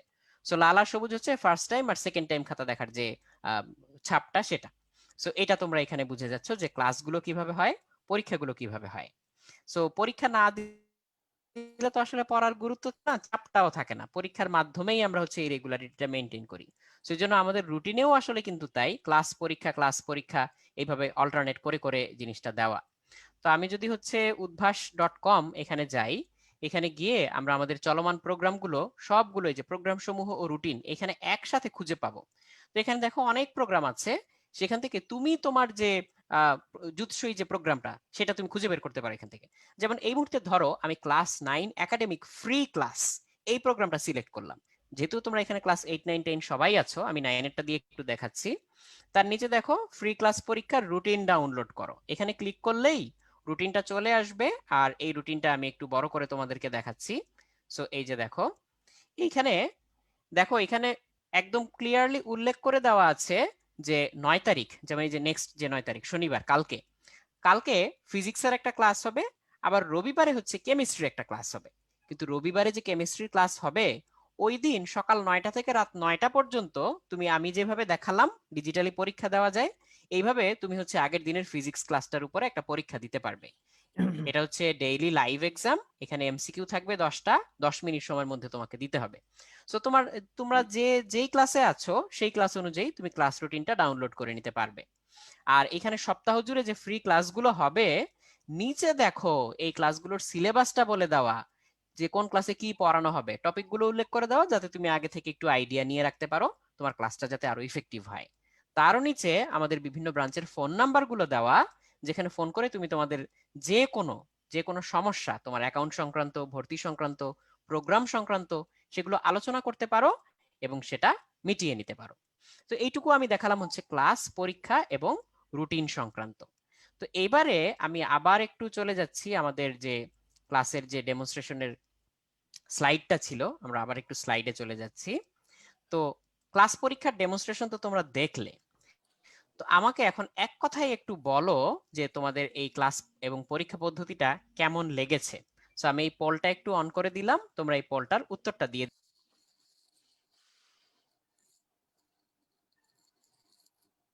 আচ্ছা, পোল হতে হতে আমাদের ওই যে ইয়েদেরকে একটু বলি, আমাদের যারা প্যানেলিস্ট আছে, আমাদের ওই যে বেশ কিছু কোয়েশ্চেন জমে গেছে ইয়েতে, কিউএনএ তে। কোয়েশ্চেন গুলো একটু দ্রুত ইয়ে করে দিলে ভালো হয়, অ্যান্সার করে দিলে। প্যানেলিস্ট যারা আছো তারা যদি শুনতে পাও, তোমরা একটু কিউএনএ তে একটু দ্রুত অ্যান্সার গুলো দিয়ে দাও, বেশ কিছু কোয়েশ্চেন জমে গেছে।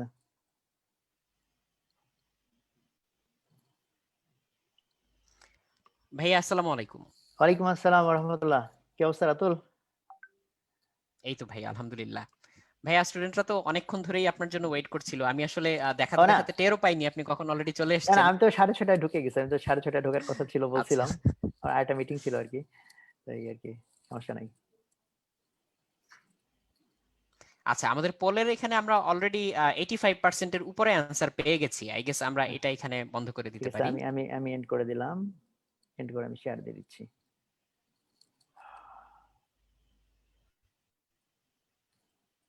তোমরা হয়তো ইয়েটা দেখতে পাচ্ছ স্টুডেন্টরা। আচ্ছা, স্টুডেন্টদেরকে আগে সালাম দিয়ে নিই। আসসালামু আলাইকুম। আশা করি তোমরা সবাই ভালো আছো। আমার নাম মাহমুদুল হাসান, আমার ডাক নাম হচ্ছে সোহাগ। তো তোমরা হয়তো কেউ কেউ আমাকে চেনো, হয়তো সবাই না চিনলেও। তা আমি আরেকটু পরিচিত হব, সমস্যা নাই ইনশাল্লাহ।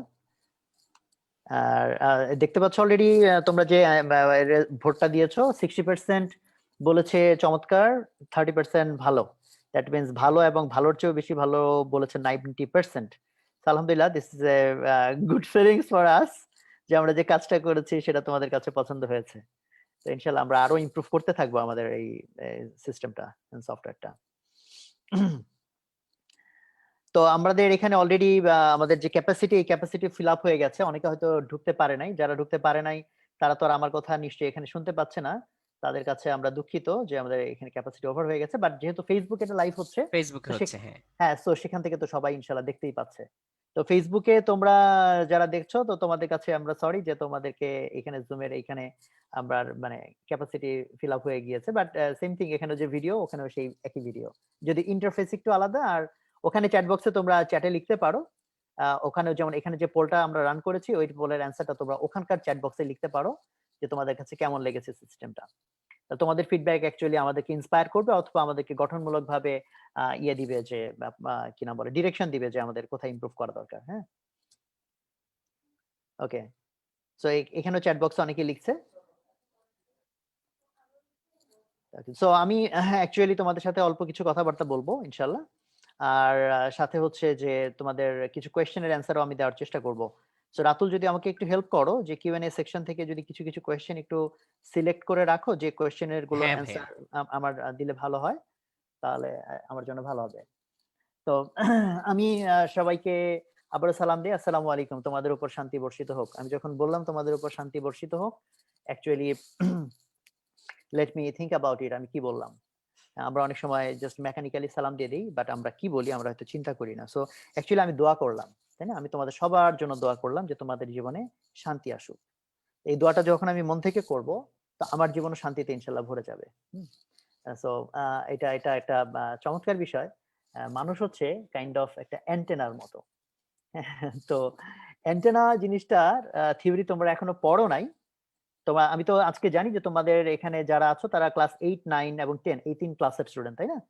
তো আমরা একটা পোল নিয়ে ফেলতে পারি। রাতুল যদি একটু পোল ক্রিয়েট করতে পারো, ওদের এখানে কারা কারা আছে যারা 8 এর স্টুডেন্ট, কারা কারা 9 এর, কারা কারা 10 এর, আর যদি অভিভাবকরা আমাদের এটা দেখে থাকেন, আমরা হ্যাঁ হ্যাঁ বোধহয় বেশ কিছু অভিভাবক এটা দেখছেন।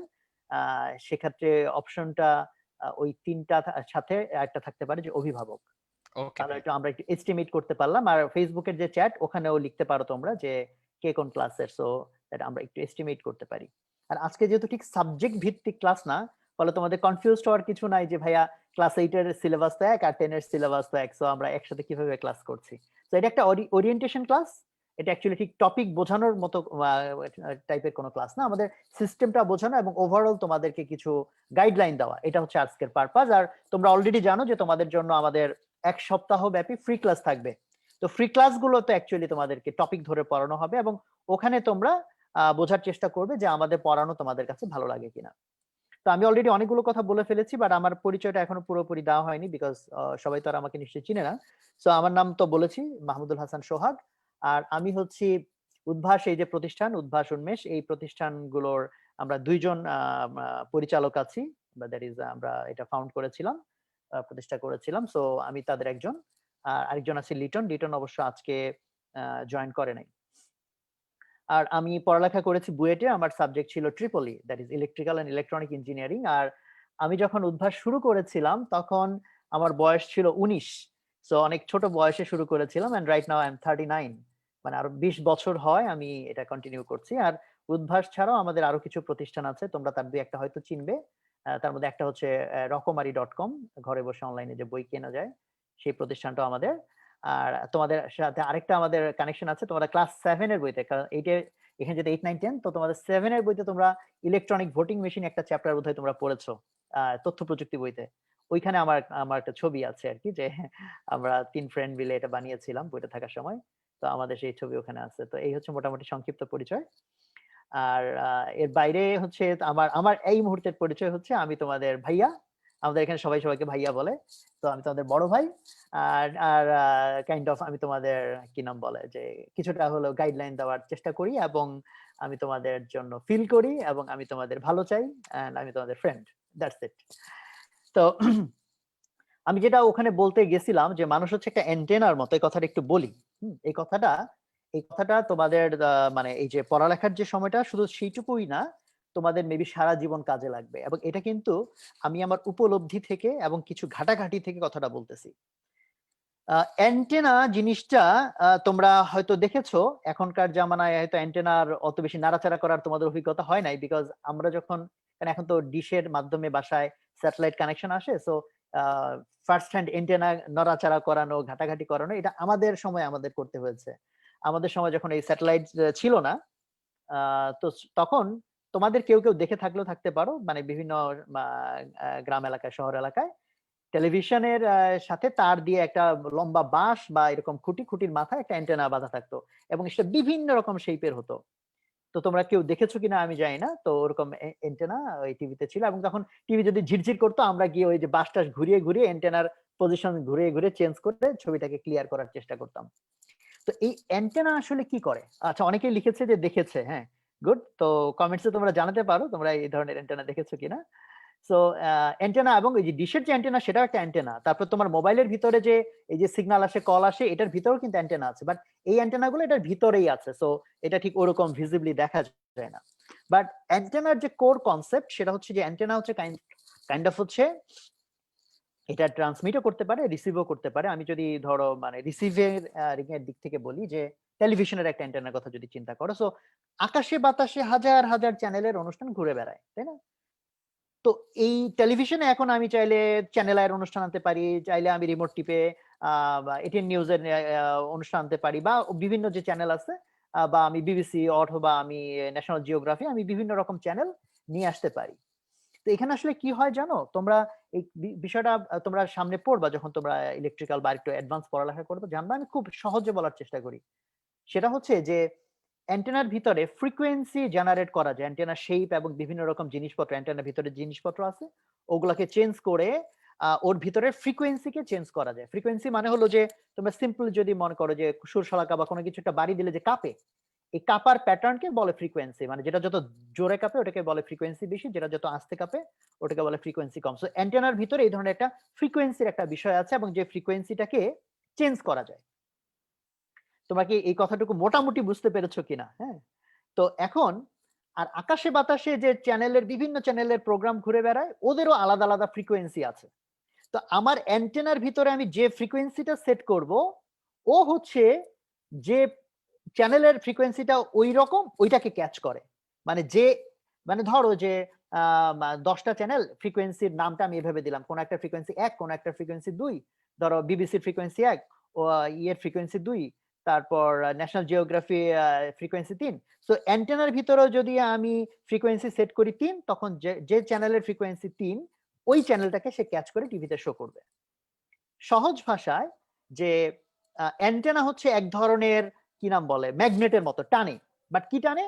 তার সিমিলার ফ্রিকোয়েন্সি টানে। মানে সে নিজে যেরকম ফ্রিকোয়েন্সি জেনারেট করে, ওই রকম ফ্রিকোয়েন্সি তার দিকে সে অ্যাট্রাক্ট করে। এই কথাটা তোমরা বুঝতে পেরেছো কিনা? মানে সে যেরকম সেরকম জিনিস তার কাছে আসে। সহজ ভাষায় তুমি যদি ফ্রিকোয়েন্সিও ভুলে যাও, তুমি জাস্ট চিন্তা করো যে আকাশে বাতাসে অনেক রকম জিনিস ঘুরে বেড়াচ্ছে। এই জিনিসগুলোর মধ্যে অ্যান্টেনার ভিতর যে রকম জিনিস তৈরি হয়, ও ওই রকম জিনিসকে টেনে নিয়ে আসে। সো হিউম্যান বডি, মানুষ হচ্ছে অ্যান্টেনার মতো। এটার মানে হচ্ছে তোমার চিন্তা ভাবনা চেতনায় তুমি যা কিছু ক্রিয়েট করবা, তোমার দিকে ওই ধরনের জিনিসই তোমার দিকে অ্যাট্রাক্টেড হবে, ওই ধরনের জিনিসই তোমার লাইফে আসবে। এই কথা কেন বলেছিলাম? আমি সালাম দিতে গিয়ে বলেছিলাম যে আসসালামু আলাইকুম, যে তোমাদের উপর শান্তি বর্ষিত হোক। So, তুমি যদি অনেক মানুষকে লিটারেলি মন থেকে চাও যে অন্য মানুষের লাইফ শান্তিতে ভরে যাক, তাহলে ওই শান্তি ব্যাপারটা তোমার ভিতর ক্রিয়েট হবে, শান্তির ফ্রিকোয়েন্সি। সেই শান্তির ফ্রিকোয়েন্সি তোমার লাইফে শান্তি টেনে নিয়ে আসবে। ফলে এই জন্য আমরা যেমন ধরো বলি যে কেমন আছেন, আমরা বলি যে বলো আলহামদুলিল্লাহ, যে ভালো আছি। কেন? যে আমি যখন পজিটিভ চিন্তা করব, আমার ভিতর অলওয়েজ যখন পজিটিভ থিঙ্কিং থাকবে, আমার লাইফে আমি পজিটিভ ঘটনাকে টেনে নিয়ে আসতে পারবো, লাইক অ্যান অ্যান্টেনা। আবার দেখবা প্রচুর মানুষ আছে শুধু নেগেটিভ কথা বলে, এইটা খারাপ, ওইটা খারাপ, এটা নষ্ট হয়ে গেছে, ওইটা নষ্ট হয়ে গেছে, এর দোষ, তার দোষ, সারাদিন negative negative negative. Most of the time দেখবা এই লোকজনের লাইফ নেগেটিভ দিয়ে ভরে যাবে। বিকজ সে তার ভিতরে যখন নেগেটিভ কালচার করে, নেগেটিভ চাষ করে, ওই নেগেটিভিটি আরো নেগেটিভিটিকে টেনে নিয়ে আসে। ফলে এরা যখন বলে যে ভাই আমার কপাল ফাটা, এবং ট্রু, তার কপাল সে নিজেই ফাটায়। কালচারিং দ্য নেগেটিভস, তার কাছে শুধু নেগেটিভ আসতে থাকে। যাক, আমি একটু হাই থটের কথা বললাম, আমি শিওর না আমি তোমাদের বুঝাইতে পারছি কিনা। তো তোমরা একটু কমেন্টসে লিখতে পারো যে আমার কথাগুলা কি মোটামুটি ধরতে পেরেছো কিনা, যে থিমটা যেটা আমি বুঝাতে চেয়েছি। আচ্ছা, যদি বুঝে থাকো তাহলে এখন চিন্তা করো, তুমি যদি চাও তোমার লাইফ সাকসেসফুল হোক, তুমি যদি তাও তোমার লাইফ পজিটিভ হোক, তুমি যদি তাও তোমার লাইফ শান্তিপূর্ণ হোক, তাহলে তোমার ইন্টারনালি তোমার মনের ভিতরে ওই সিমিলার জিনিস চাষ করতে হবে। সিমিলার জিনিস চাষ করতে হবে, সিমিলার জিনিসের প্র্যাকটিস করতে হবে। তো এটাই হচ্ছে আমার মানে জাস্ট ইন্ট্রোডাকশন। তো এখন আমি একটু যাই যে পোলটা কি রেডি হয়েছে কিনা একটু দেখি, তোমাদের একটা পোল নেই। রাতুল, কি পোলটা কি রেডি হয়েছে যে ওরা ওই কোন ক্লাসে? ও হ্যাঁ, আমি একজন। হ্যাঁ ভাইয়া, আমি পোল লঞ্চ করে দিয়েছি। আর আর ওদের ভাইয়া মধ্যে ওরা আমাদের আগের পোলের উত্তর, স্টুডেন্ট হ্যাঁ আগের আচ্ছা স্টুডেন্ট আচ্ছা ছিল কিনা? আমি হ্যাঁ, পোলটা লঞ্চ হয়ে গেছে, তোমরা একটু পোলের অ্যান্সারটা দিয়ে ফেলো। ওরা আমাদের আগে স্টুডেন্ট ছিল নাকি একদম নতুন, এটা একটু যদি পোল নিয়ে নাও। হ্যাঁ, এটা আমি আরেকটা অ্যাড করে দিচ্ছি ভাইয়া। আচ্ছা, ওকে। আর পোলের আগে তোমরা চাইলে ফেসবুকে কমেন্টসও করতে পারো যে তোমরা উদ্ভাসে আমাদের ধারণা তোমরা মেজরিটি নতুন হওয়ার কথা, বিকজ আমরা মোস্টলি যারা নতুন উদ্ভাসের টাচে আগে ছিল না তাদেরকে আজকে ইনভাইট করেছি, বাট এর মধ্যে বেশ কিছু জন আছে হয়তো যারা অ্যাকচুয়ালি উদ্ভাসে আগেও ক্লাস করেছে। ইন দ্য মিন টাইম ভাইয়া, আপনার কাছে হ্যাঁ, করা প্রশ্নগুলোর মধ্যে কিউএনএ বক্সে হ্যাঁ, সিমিলার কিছু প্রশ্ন আছে, অনেকেরই যেটা প্রশ্ন সেটা হ্যাঁ, হচ্ছে যে একটা সিঙ্গেল বিষয়ে গভীর হুম। মনোযোগ কিভাবে দেওয়া যায়, সেটা পড়াশোনা হোক বা যে কোনো গোল হোক, সবাই হচ্ছে মনে হচ্ছে একটু অস্থিরতার মধ্যে দিয়ে যাচ্ছে, মনোসংযোগে অনেকের সমস্যা হচ্ছে। এটা একটা প্রশ্ন। আর আরেকটা প্রশ্ন হচ্ছে যে অনেকে জানিয়েছে যে পড়াশোনার একটা মানে সত্যিকার পারপাস খুঁজে পাচ্ছে না, যে আমি এইভাবে যে পড়াশোনা করছি, আমি এই পড়াশোনাটা করে অ্যাকচুয়ালি কি করব। তো এই দুটো প্রশ্ন আচ্ছা, হচ্ছে অনেকের মধ্যে এসছে। আর এছাড়া আরো কিছু প্রশ্ন আছে যেটা হচ্ছে আবার একটু ইন্ডিভিজুয়াল। প্রত্যেকে হয়তো নিজের সমস্যা নিয়ে বলেছে যে ভাইয়া আমি একই পড়া হচ্ছে বারে বারে পড়ি কিন্তু মনে রাখতে পারি না, কিংবা হচ্ছে আমার এই ধরনের সমস্যাগুলো হয় পড়ায় পড়তে গিয়ে, বা অনেকদিন পরে পরে ভুলে যাই। এরকম পড়াশোনা সংক্রান্ত বেশ কিছু প্রশ্ন এসছে। ওকে, ঠিক আছে। ইনশাল্লাহ আমি থিম, তুমি যেগুলো বলেছো আমি থিম গুলো মোটামুটি বোঝার চেষ্টা করছি। সো আমি দেখি অ্যান্সার করার চেষ্টা করবো। আর আমি মিস করলে তুমি আরো আরো প্রশ্ন আমাকে একটু সাপ্লাই করো। আমরা অলরেডি রেজাল্ট শেয়ার করে দিচ্ছি। রেজাল্ট দেখতে পাচ্ছি নবমের স্টুডেন্ট সবচেয়ে বেশি আছে এখন, 36%। দশম প্রায় সিমিলার 35, অষ্টম একটু কম 28, আর 2% আছেন আমাদের সম্মানিত অভিভাবক। সো অভিভাবকদেরকে আমি সালাম জানাচ্ছি বিশেষ করে, আসসালামু আলাইকুম, যে আপনারা কষ্ট করে আমার কথা শুনছেন। So it's exciting for me. Okay, share of করে দিচ্ছি। আচ্ছা, ওকে। সো যে কোয়েশ্চেন গুলো আসছে আমি মনে হয় যে ওগুলাকে ঘিরে আমার কথাবার্তা গুলো শুরু করি। যেমন প্রথম প্রশ্ন বা যেটা রাতুল আমাকে বললো যে তোমাদের থেকে আসছে অনেক কমন কোয়েশ্চেন, সেটা হচ্ছে যে মনোযোগ দেওয়া, যে কিভাবে আমরা মনোসংযোগ ধরে রাখবো। আর ওরা আমাদের আগের ক্লাসে ছিল কিনা ওই পোলটা কি আছে আমাদের এখানে? আচ্ছা, ওটা আমি এক ফাঁকে নিয়ে নিবো নিয়ে। রাতুল তাহলে ওই পোলটা একটু রেডি করো যে ওরা আমাদের আগের ক্লাস আগের স্টুডেন্ট ছিল কিনা, হ্যাঁ? ভাইয়া এটা অ্যাড হচ্ছে। আচ্ছা, ওকে ওকে, গ্রেট, থ্যাংক ইউ। আচ্ছা, তো তোমরা এই যে মনোযোগের সমস্যা, এটা একটা আন্তর্জাতিক সমস্যা। হ্যাঁ, এটা একটা আন্তর্জাতিক সমস্যা যে মানে মানুষের এখন মনোযোগের যে স্প্যান, মানে টানা কতক্ষণ সে মনোযোগ ধরে রাখতে পারে, এটা মানে ভয়ঙ্কর ভাবে কমে যাচ্ছে। বিশেষ করে যখন থেকে সোশ্যাল মিডিয়া লঞ্চ হয়েছে, আমি এই ডেটাটা দেখেছিলাম যে মানুষের একদম অ্যাবসলিউট কনসেন্ট্রেশন দিয়ে আগে যেটার স্প্যান ছিল মেবি 20 সেকেন্ডস বা এরকম, ওটা 8 সেকেন্ডে নেমে আসছিল। এটা আমি আরো কয়েক বছর আগে ডেটা বলতেছি, মানে আরো কয়েক বছর আগের ডেটা অনুসারে মানুষের মানে এই ফেসবুক লঞ্চ হওয়ার পর থেকে বা সোশ্যাল মিডিয়ার অ্যারেনা শুরু হওয়ার পর থেকে কয়েক বছরে 40% কমে গিয়েছিল অ্যাটেনশন স্প্যান। এবং এখনকার রিসেন্ট ডাটা যদি নেওয়া হয়, আমার তো ধারণা 60 to 70% ওটা ডিস্ট্রয় হয়ে গেছে। মানে আগে যতটুকু মানুষ মনোযোগ দিতে পারতো সেটা যেখানে নেমে আসছে সেই জায়গাটা। সো এটা actually it has become a global crisis, global crisis. আচ্ছা, এই পোলটাও আমি লঞ্চ করে দিলাম। এই পোলটা তোমরা একটু অ্যান্সার দিয়ে ফেলো, তোমাদের আর ডিস্টার্ব করবো না, এরপর আমি কথা বলবো ইনশাল্লাহ। তোমাদের একটু আমি একটা ধারণা নিয়ে নিচ্ছি আগে।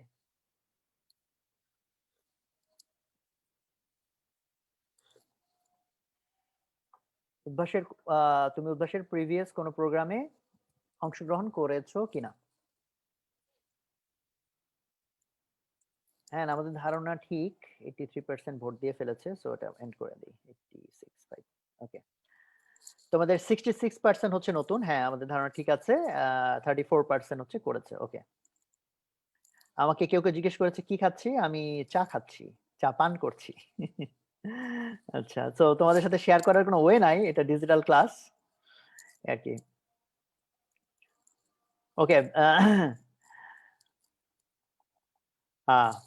তো বা যেটা বলতেছিলাম মনোযোগের বিষয়টা, হ্যাঁ, আহ, মনোযোগের বিষয়টার অ্যাকচুয়ালি যে তোমরা কি মনোযোগী হতে চাও কিনা, এটা হচ্ছে প্রথম প্রশ্ন। মানুষ যখন যে কোনো কিছু কোয়েশ্চেন করে, ভাই এটা কেমনে কেমনে করে, ওইটা কেমনে করে, ওইটা কেমনে করে, এই অ্যান্সার অ্যাকচুয়ালি সবসময় দেওয়ার দরকার নাই। ওই একটা কথা বলে, উলু বনে মুক্তা ছুটায় লাভ নাই, মুক্তা ছিটায় লাভ নাই, এরকম একটা কথা তোমরা শুনছো?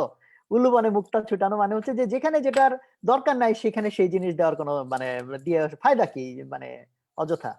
তো অ্যাকচুয়ালি যে এই অ্যান্সার দেওয়ার ফায়দা আছে কিনা I am not sure, because তোমরা কি আসলেই মনোযোগী হতে চাও কিনা এইটা তো আগে আসলে আমার বোঝা দরকার।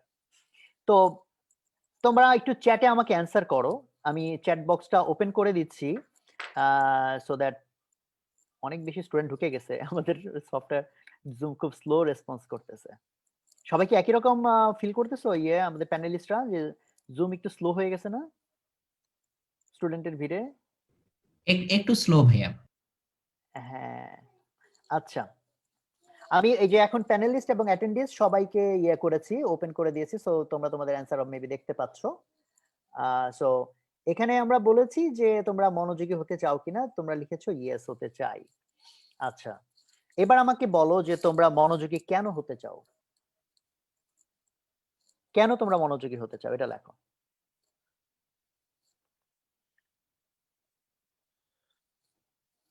সাকসেস, ভালো রেজাল্ট, ওরে বাবা বন্যার পানির মতো কমেন্ট আসতেছে, আমি কমেন্ট পড়ে সারতে পারতেছি না। ভালো রেজাল্ট, ভালো রেজাল্ট, ব্রাইট ফিউচার, শেখার জন্য, সাকসেস, গুড রেজাল্ট, ওকে ওকে, কাজে সফলতা আনতে, শতভাগ সফল ফলাফল আনতে, নামাজ পড়ার জন্য, ভবিষ্যতে ভালো করার জন্য, সাকসেসফুল হতে জন্য। সো বেসিক থিমটা হচ্ছে মোটামুটি চলে আসছে, যে জীবনে সার্থক হওয়া, সফল হওয়া, ভালো রেজাল্ট করা, এই তারপরে শেখা, এরকম ভালো জিনিস অ্যাচিভ করা ইত্যাদির জন্য তোমরা বলতেছো যে আমাদের মনোযোগী হওয়া দরকার। ওকে, তাহলে তোমরা বলেছো তোমরা মনোযোগী হতে চাও। ওকে, সো তোমরা মানে কিভাবে বুঝলা যে সফল হওয়ার জন্য, মানে তোমরা যে কিছু বলেছো সেটা হচ্ছে যে তোমরা তোমাদের ডেফিনেশনে সফলতা বলে একটা বিষয় আছে, যেমন কেউ লিখেছে জিপি 5 পেতে চায়, এরকম কেউ কেউ লিখেছে, বিভিন্ন জন বিভিন্ন কিছু লিখেছে। সো তোমাদের আন্ডারস্ট্যান্ডিং অনুসারে তোমরা বলতে চাচ্ছ যে তোমরা মানে সফলতা বলতে তোমাদের এক একজনের হয়তো ডিফারেন্ট ডেফিনেশন আছে, but what ever the definition is, তোমরা সফল হতে চাও আর তোমরা মনে করছো সফল হওয়ার জন্য মনোযোগী হতে হয়। সফল হওয়ার জন্য যে মনোযোগী হতে হয় এইটা তুমি কেমনে বুঝলা? মানে মনোযোগী না হইলে আমার মনোযোগ থাকে না, সো আমি সফল হতে পারবো না, এইটা একটু আমাকে বলতে দেখি। তোমাদের কি মনে হয় যে সফল হওয়ার জন্য মনোযোগী হওয়া কি দরকার? আসলে কিভাবে বুঝলা দরকার?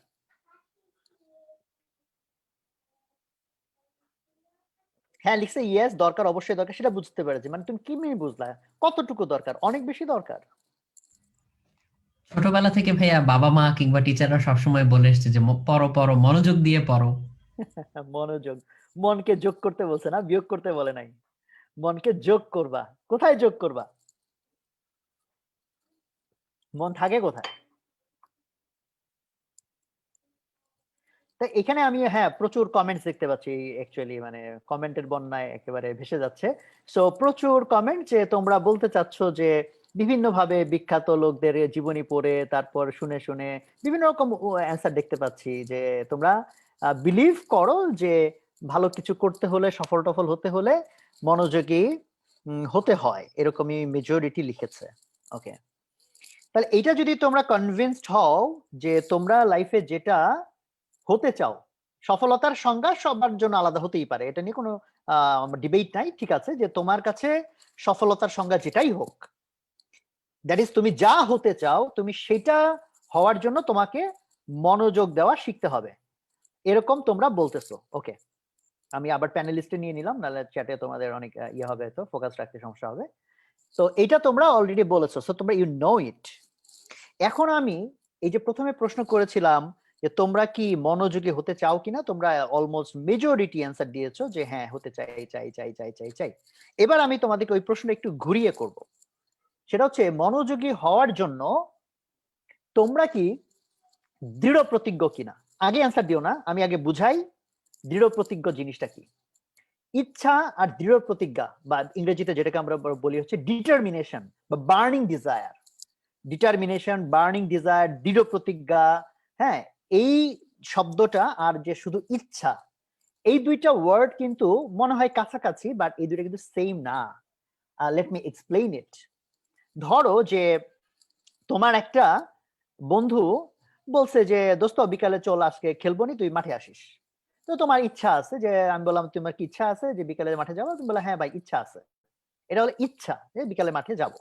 এখন ওই দিন বিকেল বেলা ধরা যাক যে তোমার পেট ব্যথা অথবা মাথা ব্যথা অথবা এরকম কোন একটা ঝামেলা হইলো, দেখা যাবে তুমি কি করলে বিকাল বেলা গেলা না।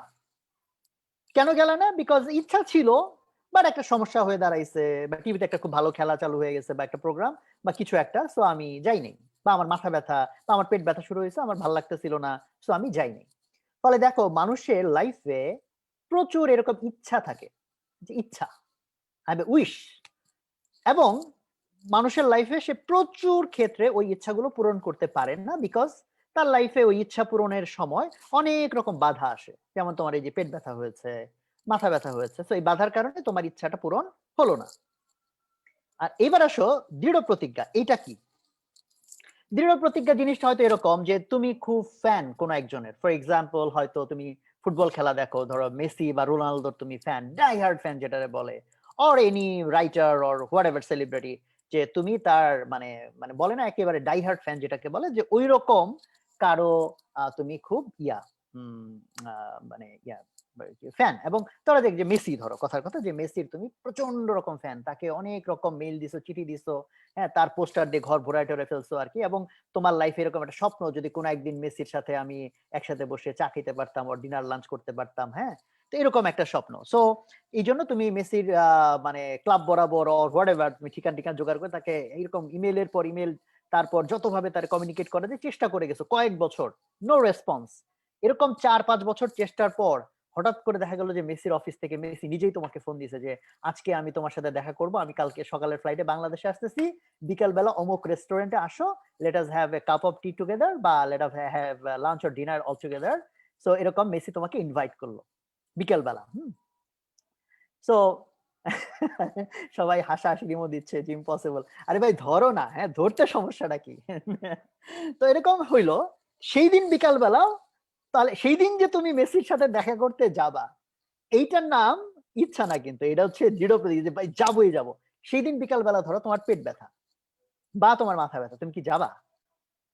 তো এটা আমি যখন নর্মাল ফিজিক্যাল সেমিনারে জিজ্ঞেস করি যে ছেলেপেলের এক্সপ্রেশন হচ্ছে ভাই আবার জিগায় যাবো না, মানে আবার যে পেট ব্যথা মাথা ব্যথা তো দূরের কথা, যাওয়ার পথে যদি রিক্সা থেকে পড়ে আমার হাতও ভাঙ্গে, এই হাত ব্যান্ডেজ করে হইলেও আমি যাব। এই যে অ্যাটিটিউড, যে যাওয়ার পথে যদি রিক্সা থেকে পড়ে হাতও ভাঙ্গে, হাত কোন রকম কিছু একটা দিয়ে পেঁচায় হইলেও আমি যাব, এইটাকে বলে দৃঢ় প্রতিজ্ঞা। অ্যাকচুয়ালি ইচ্ছা ব্যাপারটা দিয়ে খুব বেশি কিছু আসে যায় না। সারা পৃথিবীর সবাইকে জিজ্ঞেস করো, সবারই ইচ্ছা আছে যে ভাই আমি এই করব সেই করব, এটা ইচ্ছা সেটা ইচ্ছা। অ্যাকচুয়ালি এটা দিয়ে অলমোস্ট কোনো ডিফারেন্স তৈরি হয় না। ডিফারেন্স যেটা দিয়ে তৈরি হয় সেটার নাম বার্নিং ডিজায়ার বা দৃঢ় প্রতিজ্ঞা বা ডিটারমিনেশন। এটা ডিফারেন্সটা তাহলে কোথায় অলরেডি মনে হয় তোমরা ধরতে শুরু করেছো। ডিফারেন্সটা হচ্ছে কোনো কিছুর জন্য তুমি যদি জাস্ট ইচ্ছা করো, মোস্ট অফ দ্য কেস তোমার এটা অবধারিত কিছু না কিছু বাধা আসবেই, ওটা পূরণ করতে গেলে কিছু না কিছু স্ট্রাগল আসবেই। তো ওই স্ট্রাগল দেখলে তুমি তখন পিছায় যাবা, ফলে তোমার ইচ্ছা পূরণ হবে না।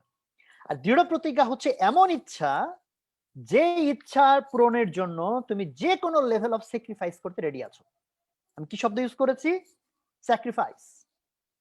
যে তোমার মাথা ব্যথা, ব্যাপার না, তোমার পেট ব্যথা, ব্যাপার না, হাত ভাঙা গেছে, ব্যাপার না, ওই দিন বিকালবেলা ফ্রেন্ডরা বলছে চল দোস্ত আড্ডা দেই, আরে রাখ তোর আড্ডা, আমি মেসির সাথে দেখা করতে যাব। সেই দিন ধরো যে আইপিএল বিপিএল এর একেবারে ফাইনাল খেলা, কিসের ফাইনাল, থাকুক ফাইনাল, মেসির সাথে দেখা করতে যাব। সো ডিটারমিনেশন হচ্ছে এমন একটা জিনিস যেটা যখন কারো মাথায় ঢুকে যায় তখন তাকে কেউ কোনো কিছু ডিস্ট্র্যাক্ট করতে পারে না, এবং সেটা পাওয়ার জন্য সে অনেক কিছু ছেড়ে দিতে রাজি আছে। সে ফাইনাল খেলা ছেড়ে দিতে রাজি আছে, বন্ধুদের আড্ডা ছেড়ে দিতে রাজি আছে, তাই না, মাথা ব্যথা পেট ব্যথা এগুলোকে ইগনোর করতে সে রেডি আছে। This is called determination. এইটা দিয়ে হয়, ইচ্ছা দিয়ে হয় না। তো এই জন্য আমি সংজ্ঞা দিলাম।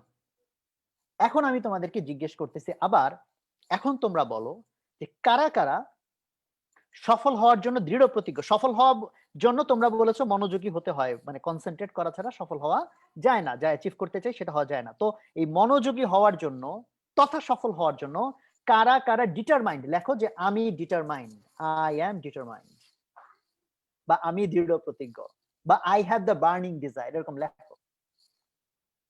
লিখলে রেকর্ড থেকে গেল, তাই না, আমাদের ভিডিওতে থাকবে, চ্যাটে থেকে যাবে যে কে কে লিখছে দৃঢ় প্রতিজ্ঞ। পরে আবার তুমি মিলাবা এসে যে তুমি লিখছিলে দৃঢ় প্রতিজ্ঞ।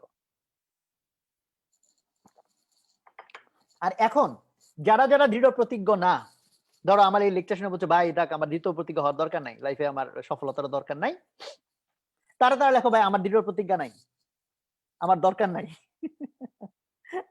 আমার দরকার নাই, আমার দৃঢ় প্রতিজ্ঞা দরকার নাই। হ্যাঁ, বা সো আমরা দেখি দুই রকম কমেন্টসই দেখি, আমরা এখানে প্যানেলিস্টে দিয়ে রাখছি প্রায় 99% লিখছে দৃঢ় প্রতিজ্ঞ। আর ফেসবুকে তোমরা একটু কমেন্ট করো, তাহলে ওটা ওপেন যেহেতু সবাই দেখতে পাবে আর কি।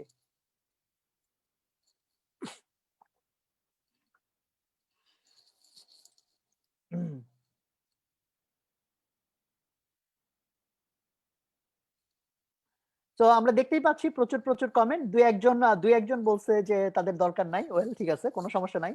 আমি তাদের সাথে ফাইট করতে যাচ্ছি না। সো তুমি ধরো তোমার কাছে হয়তো এটাই সফলতার ডেফিনেশন যে ভাই আমি কিছুই হব না, এটাই আমার সফলতা। ঠিক আছে, okay, I don't want to fight with you, হ্যাঁ, বা or argue with you, it's okay.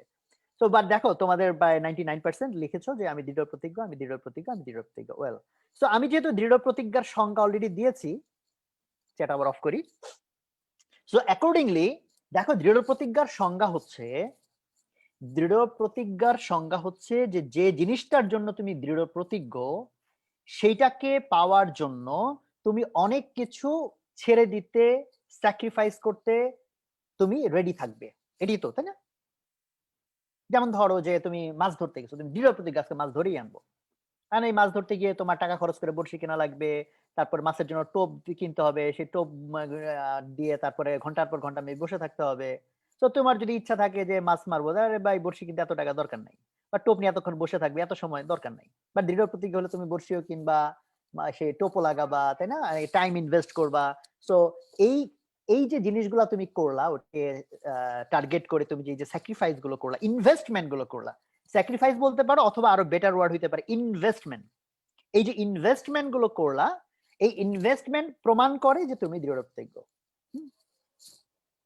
Just মনে মনে চাইলেই হবে না, এর জন্য স্যাক্রিফাইস করার অ্যাটিটিউড থাকতে হবে। সো এখন দেখো, তোমরা যেহেতু কোয়েশ্চেন করেছো মনোযোগী হতে চাও, মনোসংযোগ করতে চাও, অ্যাকচুয়ালি এটা নিয়ে লম্বা একটা বা ডিসকাশন আমি করতেই পারতাম যে মনোযোগী হওয়াটা কেন দরকার। আমি জানি যে তোমরা এটা জানো বা শুনেছো, ভাষা ভাষা শুনেছো, বাট নিউরোসাইন্টিফিক্যালি এটাকে এক্সপ্লেইন করতে পারলে হয়তো আরো ভালো হইতো। বাট ওইটা এক্সপ্লেইন করতে গেলে আবার লম্বা সময় চলে যাবে, যেহেতু অলরেডি তোমরা কনভিন্স, যে কারণে ওইদিকে আর আমি লম্বা লেকচার দিচ্ছি না যে মনোযোগটা আসলে কেন অনেক বেশি দরকার। কেউ দুই একজন এখানে লিখেছিল, আমি বোধহয় মাঝখানে কমেন্টস দেখেছি যে বিখ্যাত অনেক লোক ছোটবেলায় নাকি অমনোযোগী ছিল। অমনোযোগী ছিল না, তারা উল্টা, আইনস্টাইনের নাম বোধহয় কেউ একজন লিখেছিল, তারা বরং কোনো একটা কিছুতে এত বেশি মনোযোগী ছিল যে অন্য সবকিছুর মনোযোগ তখন তার চলে গিয়েছিল। আইনস্টাইন যেমন আত্মভোলা টাইপের ছিল, এরকম অনেক গল্প আছে, নিজের বাসার ঠিকানা নাকি ভুলে টুলে যেত, এরকম আমরা জানি না সত্যি না মিথ্যা, বাট এরকম গল্প ছিল, বাট কাইন্ড অফ এরকম ছিল। কেন ছিল? কারণ সে প্রচন্ড রকম মনোযোগী ছিল তার সাইন্টিফিক থিওরির জন্য, এবং ওটার জন্য এত বেশি মনোসংযোগ করছে বাকি সবকিছুর মনোযোগ তার হারাই গেছে। ফলে ওটা যারা বলেছো তারা কিন্তু উল্টা বুঝছো, যে এরকম সফল মানুষরা এক্সট্রিম লেভেলের মনোযোগী ছিল, যেটা বিয়ন্ড মানে নর্মাল লিমিট, যে কারণে তারা ওইরকম এক্সট্রিম রেজাল্ট আনতে পারছে। তো এখন এই যে মনোযোগী তুমি হতে চাও, এটার জন্য একটা সিম্পল একটা ইকুয়েশন হচ্ছে যে যা কিছু তোমার মনোসংযোগ নষ্ট করে, মনোযোগী হওয়ার জন্য বেসিক দুইটা স্টেপের নাম্বার 1 স্টেপ, যা কিছু তোমার মনোসংযোগ নষ্ট করে, মনকে ডাইলুট করে দেয়, মনকে ডিফোকাসড করে দেয়, ওই জিনিসগুলা প্রথমে অফ করতে হবে তোমার লাইফ থেকে, ওই জিনিসগুলা প্রথমে অফ করতে হবে। আর নাম্বার 2 হচ্ছে ওটা অফ করার পর তোমাকে ট্রাই করতে হবে মাইন্ডকে ফোকাস করার জন্য বেশ কিছু প্র্যাকটিস আছে, ওই প্র্যাকটিস গুলো করার জন্য তোমাকে মাঠে নামতে হবে, ওই প্র্যাকটিস গুলো শুরু করে দিতে হবে। তুমি যদি মাইন্ডকে ফোকাস করার প্র্যাকটিস জাস্ট শুরু করো, বাট মাইন্ডকে যা কিছু ডিফোকাস করে দেয়, এলোমেলো করে দেয়, সেটা যদি তুমি বন্ধ না করো, তাহলে এটা অনেকটা উদাহরণটা এরকম হবে যে ধর একটা পুকুরে বড় একটা পাইপ দিয়ে ময়লা এসে পড়তেছে, ময়লা এসে পড়ে পুকুরের পানিকে নষ্ট করে ফেলছে, নোংরা করে ফেলছে। তো তুমি ওই পুকুরের পানি থেকে নোংরা পানি সেচে নোংরাটা সেচে ফেলে দিচ্ছ। সো পুকুরের পানি কবে ক্লিয়ার হবে? অ্যান্সার হচ্ছে জীবনেও ক্লিয়ার হবে না, বিকজ তুমি সেচতেই থাকবা আর ময়লা ঢুকতেই থাকবে। এবং যদি তুমি সেচে ফেলতেছো যে রেটে, ময়লা ঢুকে তার চেয়ে বেশি রেটে, তাহলে পরিষ্কার তো হবে না, দিনে দিন আরো বেশি ময়লা হবে। আর যদি যে হারে ময়লা আসতেছে তার চেয়ে বেশি হারেও যদি তুমি সেচতে পারো, যেটা কোয়াইট ডিফিকাল্ট, বিকজ আমাদের মাইন্ড এখন এত ভাবে ডিফোকাসড হয় যে কি নাম বলে যে তোমার এই যে তুমি ফোকাস করার গেম যতই খেলো, ইটস লাইক, তোমাকে আরো সিম্পল এক্সাম্পল দিই, ধরো এক গ্লাস পানির ভিতরে কিছু বালি মিশানো, মাটি মিশানো, কাদা মিশানো, যেখানে পানিটা ঘোলা হয়ে আছে। তো এই পানিটাকে যদি থিতু হতে দিতে হয়, এটা কিন্তু ইট টেকস এ লং টাইম, যে তুমি পানিটাকে অনেকক্ষণ রেখে দিলে আস্তে আস্তে আস্তে আস্তে ওই ময়লাগুলো তলানিতে এসে পড়ে। Mind is like that.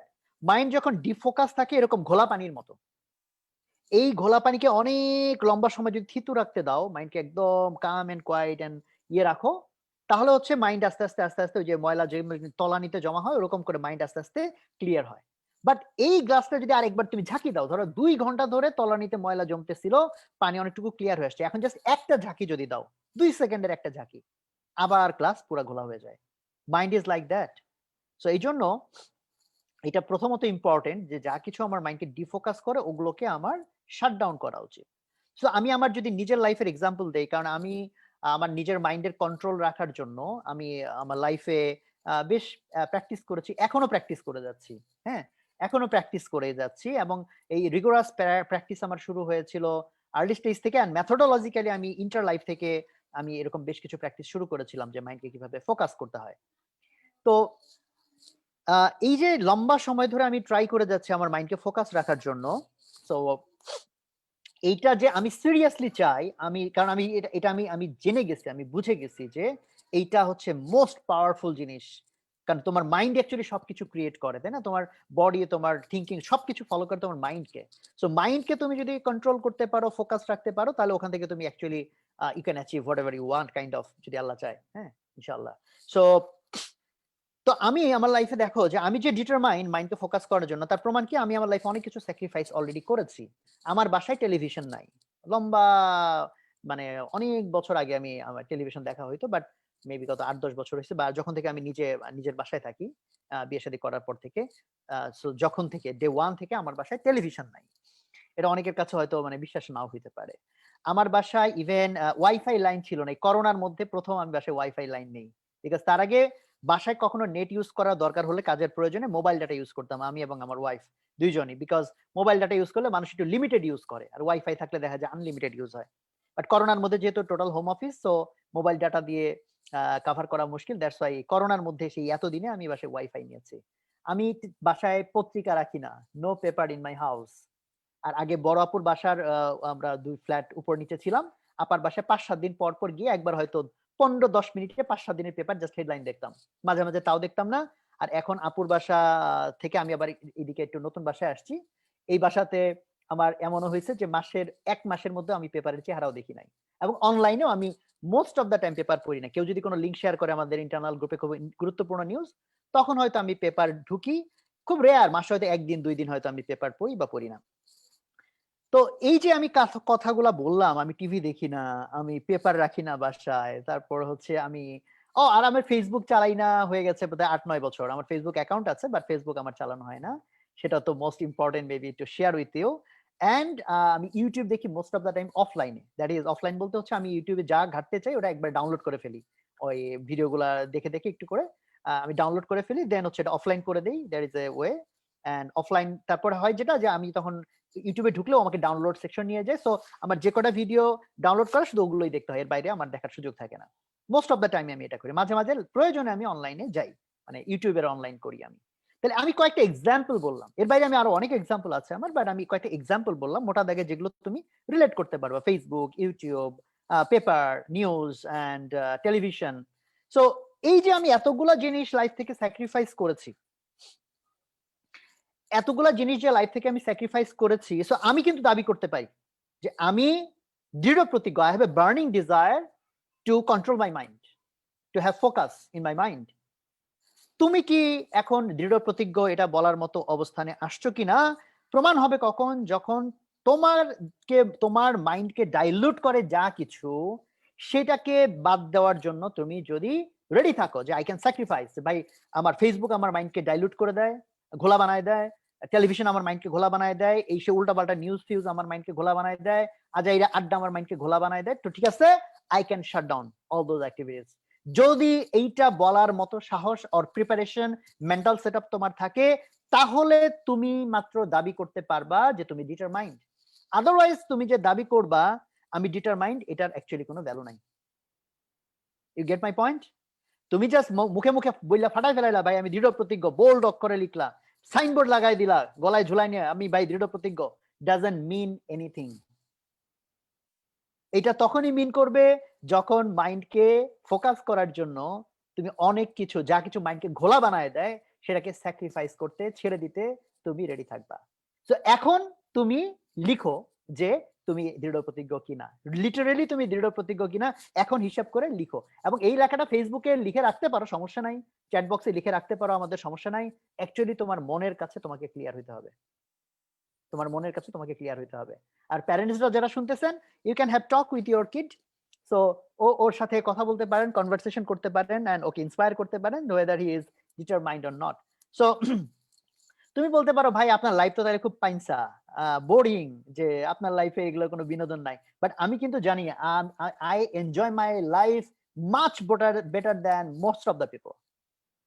Most of the পিপলের চেয়ে আমি আমার লাইফকে অনেক বেশি এনজয় করি, বিকজ আমি মজাগুলো আমার মধ্যে অন্যভাবে ক্রিয়েট করেছি। এবং তুমি আমার কথাবার্তা, এক্সপ্রেশন বা আমার কাছে ধারা যারা চলে তাদেরকে জিজ্ঞেস করো যে সারা বছরে কয়দিন আমাকে দেখছে যে আমি খুব গম্ভীর বা মন খারাপ বা I am not in good shape. So I'm always kind of positive, I'm kind of excited, I'm kind of peaceful, so ecstasy. So alhamdulillah this is a blessing. So আমি মনে করি যে আমি যা কিছু স্যাক্রিফাইস করেছি to get the right thing, so এটা আমাকে পে অফ করেছে, এটা আমাকে বেনিফিট দিয়েছে, যে কারণে আমি সেটা তোমাদেরকে বলতে পারতেছি উইথ মাই কনফিডেন্স। এমনি থিওরিটিক্যাল বই পড়ার কথা বলতেছি না, আমি আমার লাইফের এক্সপেরিয়েন্স থেকে বলতেছি। সো এটা হচ্ছে ফার্স্ট থিং, যে আমি বলছি দুইটা স্টেপ, মনে আছে কয়টা স্টেপ বলেছিলাম? দুইটা স্টেপ বলেছিলাম, যে তুমি যদি মাইন্ডকে ফোকাস করতে চাও, নাম্বার 1, যা কিছু মাইন্ডকে ডিফোকাস করে সেগুলো শাটডাউন করতে হবে। যেমন ধরো আরেকটা খুব সেন্সিটিভ ইস্যু, এই যে প্রেম ভালোবাসা, মাইন্ডকে ডিফোকাস করার মেবি এখন অন্যতম হাতিয়ার, বিকজ টিনেজার যারা আছে তাদের এই সব হৃদয় ঘটিত ব্যাপার স্যাপারে যে পরিমাণ মাইন্ড ডাইলুটেড হয়, আমার মনে হয় সেটা ফেসবুকের চেয়ে বোধহয় অনেক উপরেই থাকবে। So this is another issue. So you decide what's your priority, accordingly তোমাকে ডিসাইড করতে হবে যে তোমার প্রায়োরিটি কি and what you need to sacrifice, তুমি যদি তোমার মাইন্ডকে ফোকাস রাখতে চাও। So I am not giving you any prescription, এটা ছাড়ো, it's up to you, it's your choice, এটা তোমার চয়েস, তুমি কোনটা ধরবা কোনটা ছাড়বা, তুমি দৃঢ় প্রতিজ্ঞ হবা নাকি হবা না। সো এটা ফার্স্ট স্টেপ। সেকেন্ড স্টেপ কি বলেছি? সেকেন্ড স্টেপ হচ্ছে মাইন্ডকে দেন ফোকাস করানোর জন্য কিছু প্র্যাকটিস আছে। তুমি চাইলে অনলাইনে ঘাটতে পারো, গুগলে জাস্ট যদি লিখে সার্চ করো যে মাইন্ডের ফোকাস বাড়ানোর জন্য, মাইন্ডের কন্ট্রোল বানানোর জন্য কি কি টেকনিক আছে, হ্যাঁ তুমি অনেক রকম টেকনিক পাবা। আমি তোমাকে বেসিক কিছু টেকনিক দেই। বেসিক টেকনিক, একটা টেকনিক হচ্ছে ব্রিদিং। আমরা চাইলে জাস্ট, যেহেতু আমি অনেক লম্বা সময় ধরে কথা বলছি, সো আমরা চাইলে সাথে একটু প্র্যাকটিস করতে পারি, জাস্ট 1-2 মিনিটস। হ্যাঁ, জাস্ট 1-2 মিনিটস এর জন্য তোমরা চাইলে চোখ বন্ধ করে ফেলতে পারো। করলে ভালো, ঠিক আছে, চোখ বন্ধ করে তোমার কোনো ক্ষতি হবে না, আই এম গ্যারান্টিং ইউ। হ্যাঁ, তুমি আমার সামনেও নাই যে আমি তোমার গিয়ে কামচি দিব, থাবা দিব। সো তুমি চোখ বন্ধ করতে পারো, বন্ধ করে জাস্ট ফর 1 or 2 মিনিটস তুমি হচ্ছে জাস্ট তোমার নিঃশ্বাসটাকে ফলো করো, যে এই যে মানে তুমি নিঃশ্বাসটা নিচ্ছ,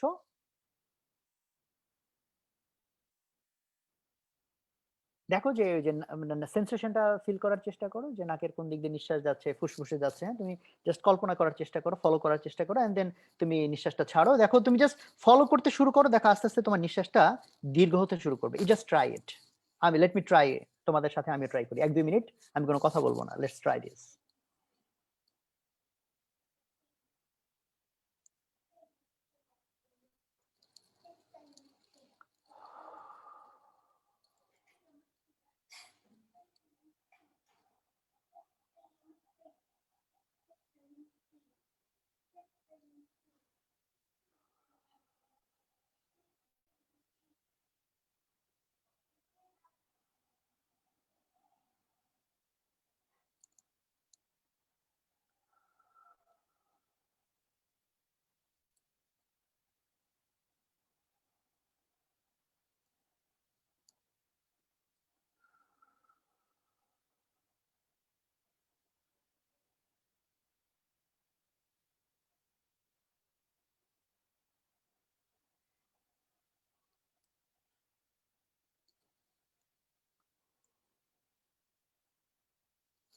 জাস্ট বোধহয় মানে 1 মিনিট হয়েছে বোধহয়, মেবি। সো যারা করেছো, হোয়াট ডিড ইউ ফিল?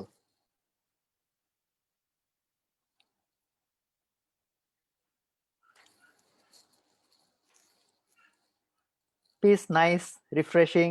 হ্যাঁ, আলহামদুলিল্লাহ, অনেক সুন্দর সুন্দর কমেন্ট। ফেসবুকে তোমরা কমেন্ট করতে পারো, what did you feel, just a minute. So আমি তোমাদেরকে একটা ভিডিও সাজেস্ট করতে পারি অ্যালান ওয়াটকিন্সের, তোমরা ইউটিউবে সার্চ করতে পারো, কেউ একজন যদি একটু চ্যাট বক্সে লিখে দাও ওদেরকে, being brilliant in every single day, এইটা লিখে তোমরা একটু সার্চ করো। রাতুল, শুনতে পাচ্ছ আমাকে? হ্যালো, আচ্ছা আমি তো চ্যাট বক্সে brilliant in every single day এটা দিয়ে সার্চ করতে পারো, brilliant in every single day, Alan Watkins.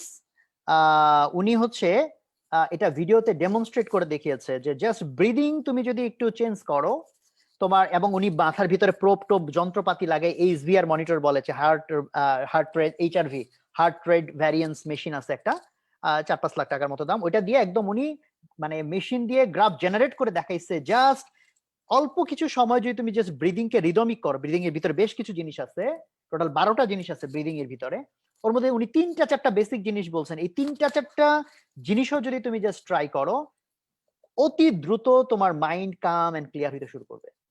So what if তুমি জাস্ট 15 মিনিটের জন্য এটা প্র্যাকটিস করো, হ্যাঁ, জাস্ট 15 মিনিটের যদি প্র্যাকটিস করো, হ্যাঁ। সো এটা একটা আমি জাস্ট দেখাইলাম, তুমি জাস্ট একটু ট্রাই করবা, সাথে সাথে দেখবা যে চেঞ্জ আসতে থাকবে, হ্যাঁ। এন্ড যত প্র্যাকটিস করবা you'll be master of it, you'll be master of it. So আর আমি যেরকম আমার যদি প্র্যাকটিক্যাল বলো, আমি নরমালি হচ্ছে নামাজ খুব মেডিটেটিভ ওয়েতে পড়ার চেষ্টা করি আলহামদুলিল্লাহ। সো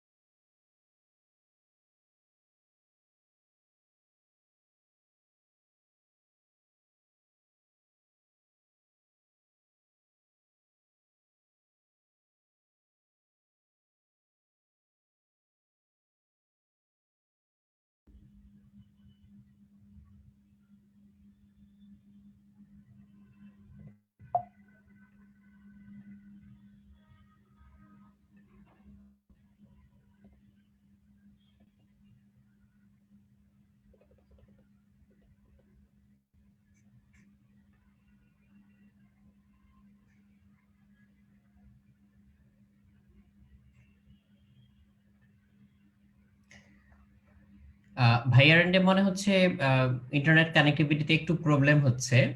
তো সোহাগ ভাইয়া রিজয়েন করতে করতে আমি একটু ক্লাস 8, 9, 10 এর যে প্রোগ্রামটা, সেই প্রোগ্রামের আমি একটু বিস্তারিত বলে দিচ্ছি।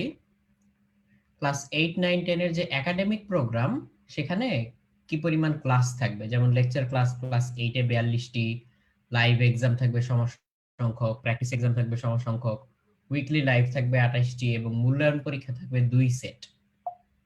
আর এরপরে আমি যদি হচ্ছে এখান থেকে ক্লাস 9-এ যাই, সেখানে আবার পর্বভিত্তিক, সিলেবাস অনুযায়ী পর্বভিত্তিক এই রুটিনটা আমাদের পাওয়া যাবে udbhash.com এই ওয়েবসাইটে। সেখানে গেলেই বিস্তারিত রুটিনটা দেখা যাবে এবং প্রত্যেক পর্বে কি কি থাকছে সেটা দেখা যাবে। তো সেখানে হচ্ছে 32টি করে ক্লাস প্রথম পর্বে, ডেইলি এক্সাম সমসংখ্যক, প্র্যাকটিস এক্সাম সমসংখ্যক, এবং উইকলি লাইভ। আচ্ছা আমি কি ডিসকানেক্ট হয়ে গেছিলাম রাতুল নাকি? হ্যাঁ ভাইয়া। কতক্ষণ? মিনিট দুয়েক। মিনিট দুয়েক? আচ্ছা, কোন পর্যন্ত শুনতে পাইছিলা? ভাইয়া অ্যালান ওয়াটকিন্স পর্যন্ত।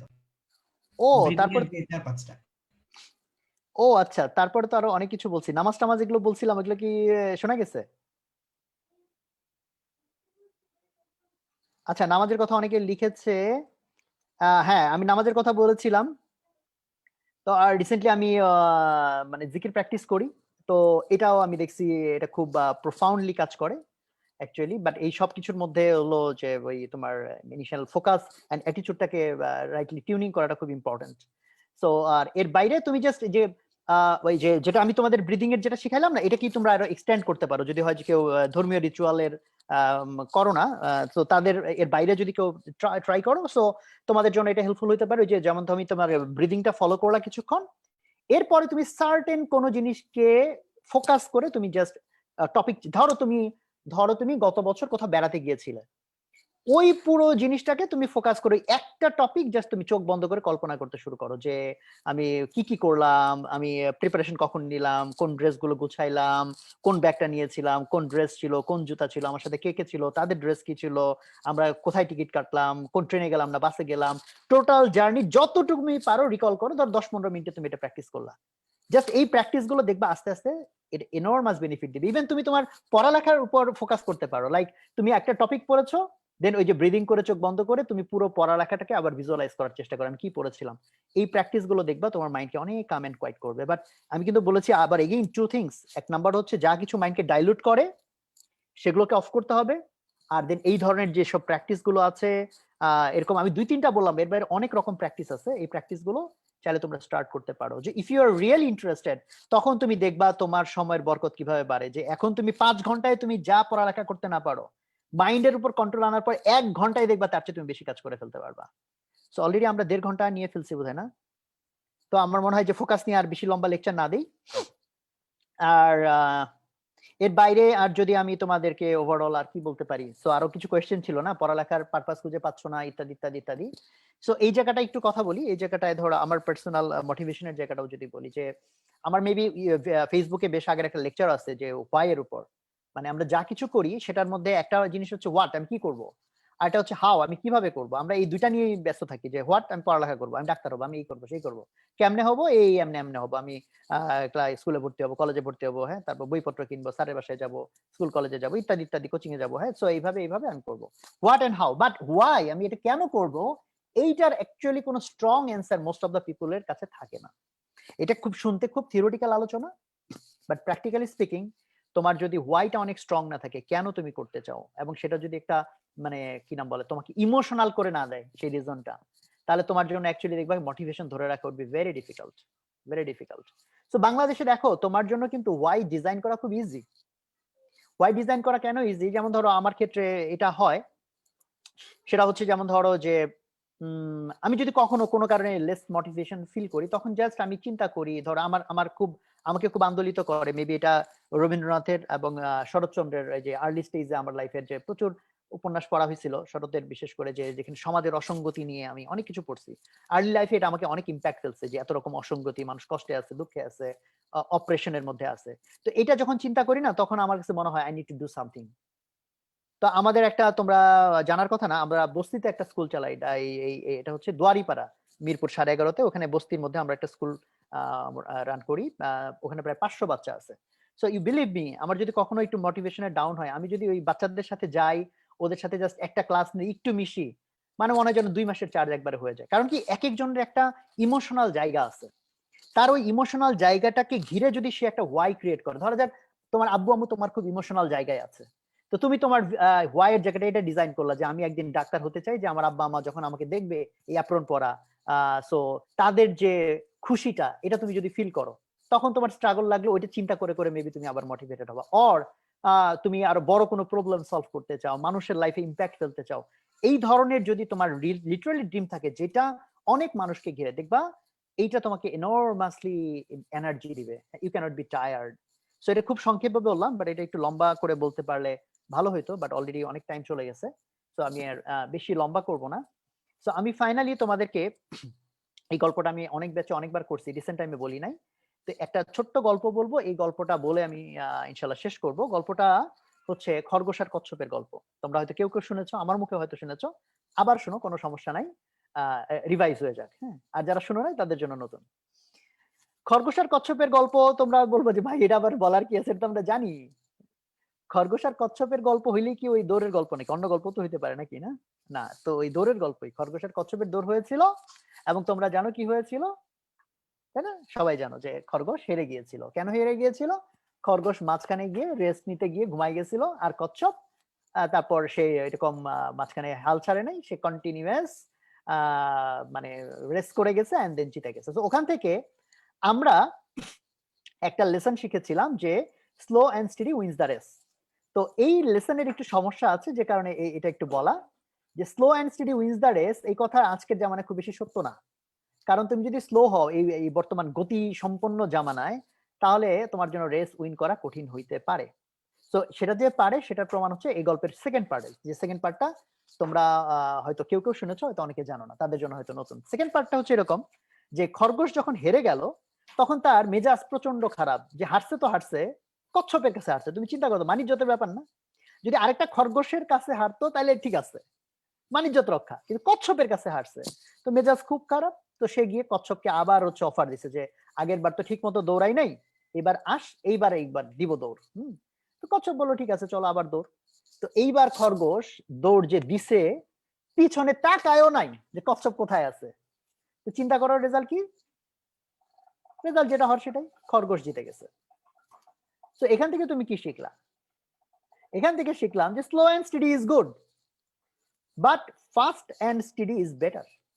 যে যদি তুমি স্টেডি হও, মানে লেগে থাকো এবং ফাস্ট হও খরগোশের মতো, তাহলে ইভেন এটা বেটার। বাট গল্প এখানে শেষ না। গল্পের এরপরের পার্ট হচ্ছে কচ্ছপ যখন হেরে গেল খরগোশের কাছে এই সেকেন্ড দৌড়ে, তখন কচ্ছপের মন খারাপ হয়ে গেল। খরগোশের ছিল মেজাজ খারাপ আর কচ্ছপের হলো মন খারাপ। মন খারাপ কেন? কারণ ও চিন্তা করে দেখলো যে আসলেই তো যদি ঠিক মতো দৌড়ায়, খরগোশ ঠিক মতো দৌড়ায়, তাহলে আমি তো ওর সাথে জীবনেও আমি দৌড়ে পারবো না। তাহলে আল্লাহ আমাকে এরকম করে বানাইলো কেন? আমার এরকম ছোট ছোট পা, আমি ঠিক মতো দৌড়াইতে পারি না। তো আমাদের এরকম মাঝে মাঝে মন খারাপ হয় আল্লাহর উপর, যে আল্লাহ আমাকে এটা দেয় নাই, ওটা দেয় নাই, ওরে এটা দিছে, তারে এটা দিছে না। তো এরকম হলে কি কেমন হবে? তো তখন কচ্ছপের মন খারাপ হয়ে গেল। বাট কচ্ছপ মন খারাপ হলেও ও হচ্ছে খুব পজিটিভলি চিন্তা করলো, পজিটিভ মাইন্ড। হ্যাঁ, যে ঠিক আছে আমি চিন্তা করি যে আমার তাহলে কি আছে, আমি তো দৌড়াইতে পারি না ঠিক আছে, বাট আমারও নিশ্চয়ই কিছু একটা আছে। চিন্তা করতে করতে তার মাথায় একটা আইডিয়া আসলো। আইডিয়া আসার পর সে গিয়ে অফার দিল, খরগোশকে অফার দিল যে চলো আমরা আবার দৌড়াবো। খরগোশ তো হাসিই বাঁচে না, যে তুই বেটা কচ্ছপ আমার সাথে 100 বার দৌড়াইলে তুই 100 বারই হারবি। তো কচ্ছপ বলছে সমস্যা নাই, চলো ভাই আবার একটু দৌড় দেই না। তো সাথে কচ্ছপ একটা শর্ত দিচ্ছে, এবার রাস্তা কিন্তু আমি ঠিক করে দেবো। খরগোশ তো কনফিডেন্ট, খরগোশ বলে আরে ভাই রাস্তা কর, তুই ঠিক কর, সমস্যা নাই, রাস্তা একটা হইলেই হয়েছে। তো কচ্ছপ একটা রাস্তা ঠিক করছে এরকম যে শুরুর অংশটা নর্মাল ভূমি, মাঝখানে একটা নদী, তারপর আবার বাকি অংশ। তো এইবার যখন দৌড় হয়েছে, খরগোশ তো এক দৌড়ে নদী পর্যন্ত চলে গেছে, কচ্ছপ আস্তে আস্তে যাচ্ছে। খরগোশ যখন নদীর ধারে চলে গেছে, গিয়ে এখন ও কি করবে? ও তো সাঁতার পারে না। আর কচ্ছপ আস্তে আস্তে আস্তে আস্তে অনেকক্ষণ পরে নদীর ধারে আসছে, এসে খরগোশের দিকে তাকায় একটা মিষ্টি হাসি, যে ভাই এখন কেন? হ্যাঁ, তারপরে কচ্ছপ তো সাঁতার জানে, কচ্ছপ আস্তে আস্তে নদী সাঁতরে সাঁতরে পার হয়ে দেন জিতে গেছে। এখানে আমরা কি শিখলাম? এইখানে আমরা খুব ইম্পর্টেন্ট একটা জিনিস শিখলাম, সেটা হচ্ছে যে আল্লাহ প্রত্যেকটা মানুষের মধ্যে কোনো না কোনো একটা যোগ্যতা দিচ্ছেন, বাট সবার যোগ্যতা একরকম না। কেউ হয়তো ফিজিক্সে ভালো হবে, কেউ হয়তো কেমিস্ট্রিতে ভালো হবে, কেউ হয়তো ম্যাথে ভালো হবে, কেউ হয়তো অন্য কোনো কিছুতে ভালো হবে। সো প্রত্যেকের মধ্যেই পটেনশিয়ালিটিটা আছে। সো আমরা যদি ওখানে ফোকাস করি আমি কিসে ভালো, এন্ড সেটার কে ঘিরে আমার লাইফকে ডিজাইন করি, আমার ক্যারিয়ারকে ডিজাইন করি, তাহলে দেখবা যে তোমারও একটা ইউনিকনেস আছে। যেমন এখানে দেখো, খরগোশের মতো কচ্ছপ দৌড়াতে পারে না, বাট ওর কি আছে? ও সাঁতরাতে পারে। ঠিক আছে? সো ইউ ওয়ান্ট টু মানে ইউ ট্রাই টু কি বল ডিসকভার দ্যাট, যে তোমার লাইফে তোমার কিছু স্ট্রেংথ, তো তুমি ওইটাকে আরো স্ট্রঙ্গার করার চেষ্টা করো। আর গ্যাপ যেগুলো আছে সেটাকে তো তুমি কভার করার চেষ্টা করবাই। বাট জিনিসটা হচ্ছে যে অনেকটা আমরা এরকম বলি যে ধরো একটা মাছ আর একটা পাখিকে যদি আমরা সাঁতারের কম্পিটিশনে দেই, তাহলে কি হবে? মাছ সুন্দর চলে যাবে, পাখি পাখি তো পারবে না। এন্ড পাখিরে তুমি অনেক মোটিভেশন দিলা যে ভাই পাখি তুই পারবি পারবি পারবি, লাভ হবে না। বা পাখিদের থাপ্পড় দিলে গাদা পারস না কেন, তা তো লাভ হচ্ছে না। বাট এবার যদি উড়ার কম্পিটিশন দাও, ফ্লাই, এবার পাখি দেখা যাবে সুন্দর চলে যাবে, মাছের মোটিভেশন দিলেও লাভ হবে না, থাপ্পড় দিলেও লাভ হবে না। সো এরকম আর কি, যে আমাদের লাইফে যদি আমরা আমাদের পছন্দের জায়গাটা দেখো, এতগুলো সাবজেক্ট কোথাও না কোথাও কিছু না কিছুতে তোমার ডেফিনেটলি স্ট্রেংথ আছে, you try to discover that. এবং ভবিষ্যতের লাইফ যদি ওইটাকে ঘিরে তুমি ডিজাইন করো, you can do excellent in your life. And গল্প এখানে শেষ না, গল্পের fourth part which is very important, সেটা হচ্ছে এই যে খরগোশের কচ্ছপের বেশ কয়েকবার দৌড় হলো, একবার ও জিতে তো একবার এ হারে, এ জিতে তো এ হারে, একবার এর মন খারাপ হয়, একবার ওর মন খারাপ হয়। তো দুইজনে মিলে ভাবলো যে আমরা কি এমন ভাবে দৌড়াতে পারি যে আমাদের দুইজনেরই মন ভালো থাকবে। তখন একটা বুদ্ধি তারা বের করলো যে এবার নতুন স্টাইলে দৌড়। কিরকম স্টাইলে দৌড়? দুইজন একসাথে দৌড়াবে। কেমন করে? প্রথমে খরগোশ তার পিঠের উপর কচ্ছপকে নিয়ে দৌড় দিয়ে নদী পর্যন্ত চলে গেছে। তারপর কচ্ছপ ওর পিঠ থেকে নেমে ও পানিতে নামছে, আর খরগোশকে ওর পিঠের উপর বসাইছে, বসিয়ে ও হচ্ছে খরগোশকে নদী পার করে দিয়েছে। তারপর আবার খরগোশের পিঠের উপর কচ্ছপ বসেছে, দেন বাকি রাস্তা খরগোশ আবার ওকে নিয়ে দৌড়ে শেষ পর্যন্ত গিয়েছে। এইবার যে দৌড়টা হলো, এই দৌড়ে বলো দেখি কে জিতলো? দুইজনই, তাই না? বেনিফিট কার হয়েছে? দুইজনেরই। ফলে আমাদের লাইফে আমাদের মোস্ট অফ দ্য কেস মানে জিততেই হবে অন্যকে হারিয়ে, এটা হয়তো সত্যি না। যেমন ধরো জিপিএ 5 এর কথাই যদি বলো, তোমার আরেকটা ফ্রেন্ড জিপিএ 5 পেলে তোমার জিপিএ 5 চলে যাবে না। যদিও ভর্তি পরীক্ষার ক্ষেত্রটা আলাদা, বাট হচ্ছে যে মোস্ট অফ দ্য লাইফের কেসটা হচ্ছে এরকম যে আরেকজনকে হেল্প করে তার থেকে যদি তুমি বেনিফিট নাও এবং তুমিও তাকে বেনিফিট দাও, তোমরা দুইজনই গেইনার হবা। তো এই কথাটা লাস্টে বলার কারণ কি, যে এখন যে তোমরা পড়ছো, এইটা আমার ফাইনাল তোমাদের কাছে একটা রিকোয়েস্ট, যে তুমি তোমার ফ্রেন্ডদের মধ্যে থেকে যে তোমার মতো সিরিয়াস বা তোমার চেয়েও সিরিয়াস এরকম একজনকে খুঁজে বের করে তোমরা একটা গ্রুপ বানাও, দুইজনের গ্রুপ, যে গ্রুপে একজন আরেকজনের অ্যাকাউন্টেবিলিটি পার্টনার হও এবং একজন আরেকজনের গাইড এবং মেন্টর হও, হেল্পার হও, কোচ হও। তো তুমি যেটাতে কম ভালো পারো ওকে বা সেটা ওর থেকে শিখো, তুমি যেটা বেটার পারো ওকে শিখাও। একটা দেখবা কি তুমি নিজে পড়লে যত ভালো শিখবা, আরেকজনকে বুঝাইতে গেলে তার চেয়ে অনেক ভালো শিখে যাবা। আর এখন অনলাইনের জামানা, ফিজিক্যালি মিট করার তো কোনো দরকার নেই, অনলাইনে কানেক্ট হয়ে you can interact, you can কি বলে মানে ক্যারি ইউর কনভারসেশন। আর এর বাইরে যে কাজটা করতে পারো, পরস্পরের যে হেল্প, পরস্পরকে অ্যাকাউন্টেবল করা, যে তুমি হয়তো মানে দুজন মিলে একটা গেম খেলার মতো করো। এই গেমের মতো করলে দেখবা তুমি ভিতর থেকে অটোমেটিক মোটিভেশন আসবে। ধরো তুমি চিন্তা করেছো আজকের দিন আমি এটা করবো, আজকের দিন আমি টিভি দেখবো না, আজকের দিন এটা করবো না, আজকের দিন ওটা করবো না, এবং এই এই ভালো কাজগুলো আজকে করবো, লিস্ট করলা, পয়েন্ট দিয়ে দিলা, এই কাজের এত পয়েন্ট, এই কাজের এত পয়েন্ট, এই কাজের এত পয়েন্ট। তোমার ফ্রেন্ডও এরকম ওই কাজগুলো টার্গেট করলো, দুজন মিলে যে ও এত পয়েন্ট, এত পয়েন্ট, এত পয়েন্ট। এবং দুজন মিলে গেম হচ্ছে যে তুমি যদি পারো তুমি পয়েন্ট পাবা, ও যদি পারো ও পয়েন্ট পাবে। তো দুইজনের মধ্যে কে বেশি পয়েন্ট গেইন করতে পারলা। এইভাবে দুজন মিলে যদি গেম খেলো না, দেখবা অটোমেটিক ব্রেইন তোমাকে চাইবে তোমাকে জিতাতে, তখন দেখবে অটোমেটিক মোটিভেশন আসবে যে না আজকে হারতে পারি না, আজকে যদি আমি টিভি দেখি তো আমার পয়েন্ট কাটা যাবে, আজকে যদি আমি এটা করি আমার পয়েন্ট কাটা যাবে, বাট আজকে যদি এই জিনিসটা আমি শেষ করি আমি পয়েন্ট পাবো। তো এই গেমটার মধ্যে তোমরা ঢুকতে পারো। থ্রু দ্যাট প্রসেস তোমরা আসলে খরগোশ কচ্ছপের মতো পরস্পরের জন্য হেল্পফুল দুইজন ফ্রেন্ড হয়ে গেলা। এবং এই one single idea can change your life. Just you can try this. হ্যাঁ, ধরো এই যেরকম আমি বললাম যে হ্যাঁ তুমি ব্রিদিং প্র্যাকটিস করো, অর তুমি এরকম করে কোন একটা সার্টেন জিনিস ভাবতে থাকো, বা তুমি নামাজটা খুব মেডিটেটিভ ভাবে করো। ইভেন সব ওয়াক্ত যদি নাও পড়ো, অন্তত এক ওয়াক্ত নামাজ, এক রাকাত নামাজ তুমি অনেক লম্বা সময় নিয়ে পড়ো। হ্যাঁ, সো এই ধরনের জিনিসগুলো ধরো তুমি যদি কোথেকে ইকো হচ্ছে করে দিলাম। তো এই ধরনের জিনিসগুলো যদি প্র্যাকটিস করো, দেখবে যে এটা তোমার লাইফকে অ্যাকচুয়ালি চেঞ্জ করে দিবে। তো যাই হোক, আমি অনেক সময় নিয়ে নিলাম। তো আমি জানি না আমি তোমাদের মতো করে বোঝাতে পেরেছি কিনা। ফিজিক্যাল ক্লাস হলে যেমন রেসপন্স দেখে অ্যাকচুয়ালি বোঝা যায় যে কতটুকু কে বুঝলো বুঝলো না, বাট এখানে যেহেতু ডিজিটাল ক্লাস, আমি তারপর কিছু কিছু ফিডব্যাক চ্যাট বক্স দেখে দেখে বোঝার চেষ্টা করছি তোমাদের রেসপন্স। তো আলহামদুলিল্লাহ, আমি হয়তো তোমরা অনেকে অনেকটুকু ধরতে পেরেছো, বাট এগুলো জানার মধ্যে কোনো ফায়দা না, ফায়দা হচ্ছে মানার মধ্যে। হ্যাঁ, আমরা জানি অনেক কিছু, আমার চেয়ে ভালো মোটিভেশনাল স্পিচ তোমরাই দিয়ে দিতে পারবা, আমি জানি, I know it, but difference হবে জানা থেকে না, ডিফারেন্স হবে কি থেকে? মানা থেকে। সো মানার যোগ্যতা বাড়াইতে হবে, হ্যাঁ, প্র্যাকটিস করতে হবে। You have to implement that in your life. Lecture শুনে গেলা গেলা গেলা হবে না, অনেক স্ট্র্যাটেজি নেওয়ার দরকার নাই, লাগলে একটা সিঙ্গেল জিনিস টার্গেট করো, যে আমি কালকে থেকে এই জিনিসটা ঠিক ঠিক করব, আমি এই হ্যাবিটটা ফর্ম করব। সো ওই ছোট ছোট ছোট ছোট গুড গুড হ্যাবিট তুমি ফর্ম করো, তখন দেখবা লাইফে তোমার চেঞ্জ চলে আসবে ইনশাল্লাহ। সো তোমাদের জন্য অনেক দোয়া থাকলো আমার তরফ থেকে। আমি মন থেকে চাই তোমরা প্রত্যেকে অনেক প্রোডাক্টিভ মানুষ হও, ভালো মানুষ হও, সো দ্যাট তুমি তোমার লাইফকে সুন্দর করতে পারো এবং তুমি অন্য মানুষের লাইফকে সুন্দর করতে পারো। তো সেই দোয়া আমাদের জায়গা থেকে থাকলো, এবং তোমরা আমাদের জন্য দোয়া করবা যাতে আমরাও ভালো কিছু হতে পারি, ভালো কিছু করতে পারি, এবং অল টুগেদার আমরা এই দেশটাকে, মানুষদের লাইফে অনেক ভালো কিছু যোগ করতে পারি, এই দেশটাকে আমরা অন্যরকম বানাইতে পারি। তো সবাই ভালো থাকো। আসসালামু আলাইকুম ওয়া রাহমাতুল্লাহ।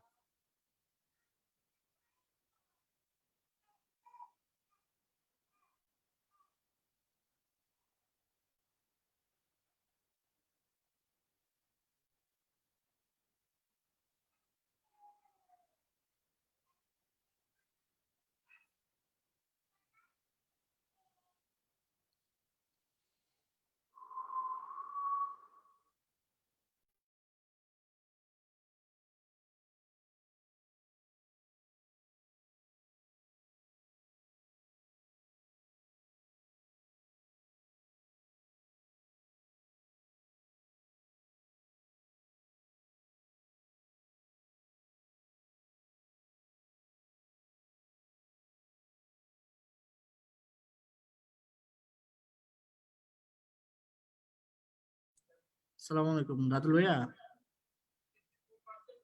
হ্যাঁ ভাইয়া। উম, আমরা কি শেষ করবো ভাইয়া?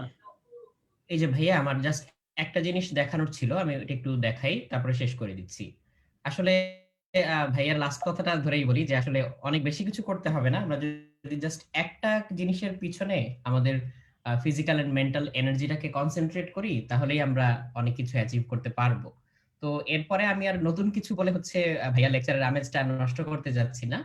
আমি জাস্ট শুধু একটু বলে দিতে যাচ্ছি যে 8, 9, 10 এর যে একাডেমিক প্রোগ্রামটা, সেই প্রোগ্রামটার কোর্স ফি সম্পর্কে অনেকে জানতে চেয়েছিলে, আর ব্যাচ টাইমটা তো এটা দেখানো বাকি ছিল, আমি একটু সবাইকে দেখিয়ে দিলাম যে অষ্টম শ্রেণীর জন্য যেটা গণিত বিজ্ঞান ফুল কোর্সটাই হচ্ছে 3000, আর নবম দশম শ্রেণীর জন্য যেটা সেটা প্রতি পর্বের কোর্স ফিটা 3000।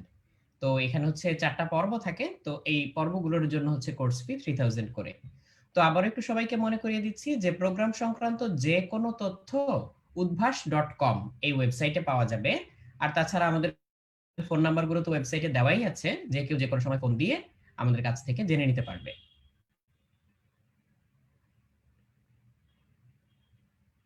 আর এছাড়া পরবর্তী কার্যক্রম সম্পর্কে শীঘ্রই আরেকটা সেমিনার আয়োজন করে জানানো হবে, বাংলা ইংলিশ গ্রামার এবং আইসিটি কোর্স অষ্টম শ্রেণীর জন্য, এবং বাংলা ইংলিশ গ্রামার কোর্স নবম এবং দশম শ্রেণীর জন্য যেটা।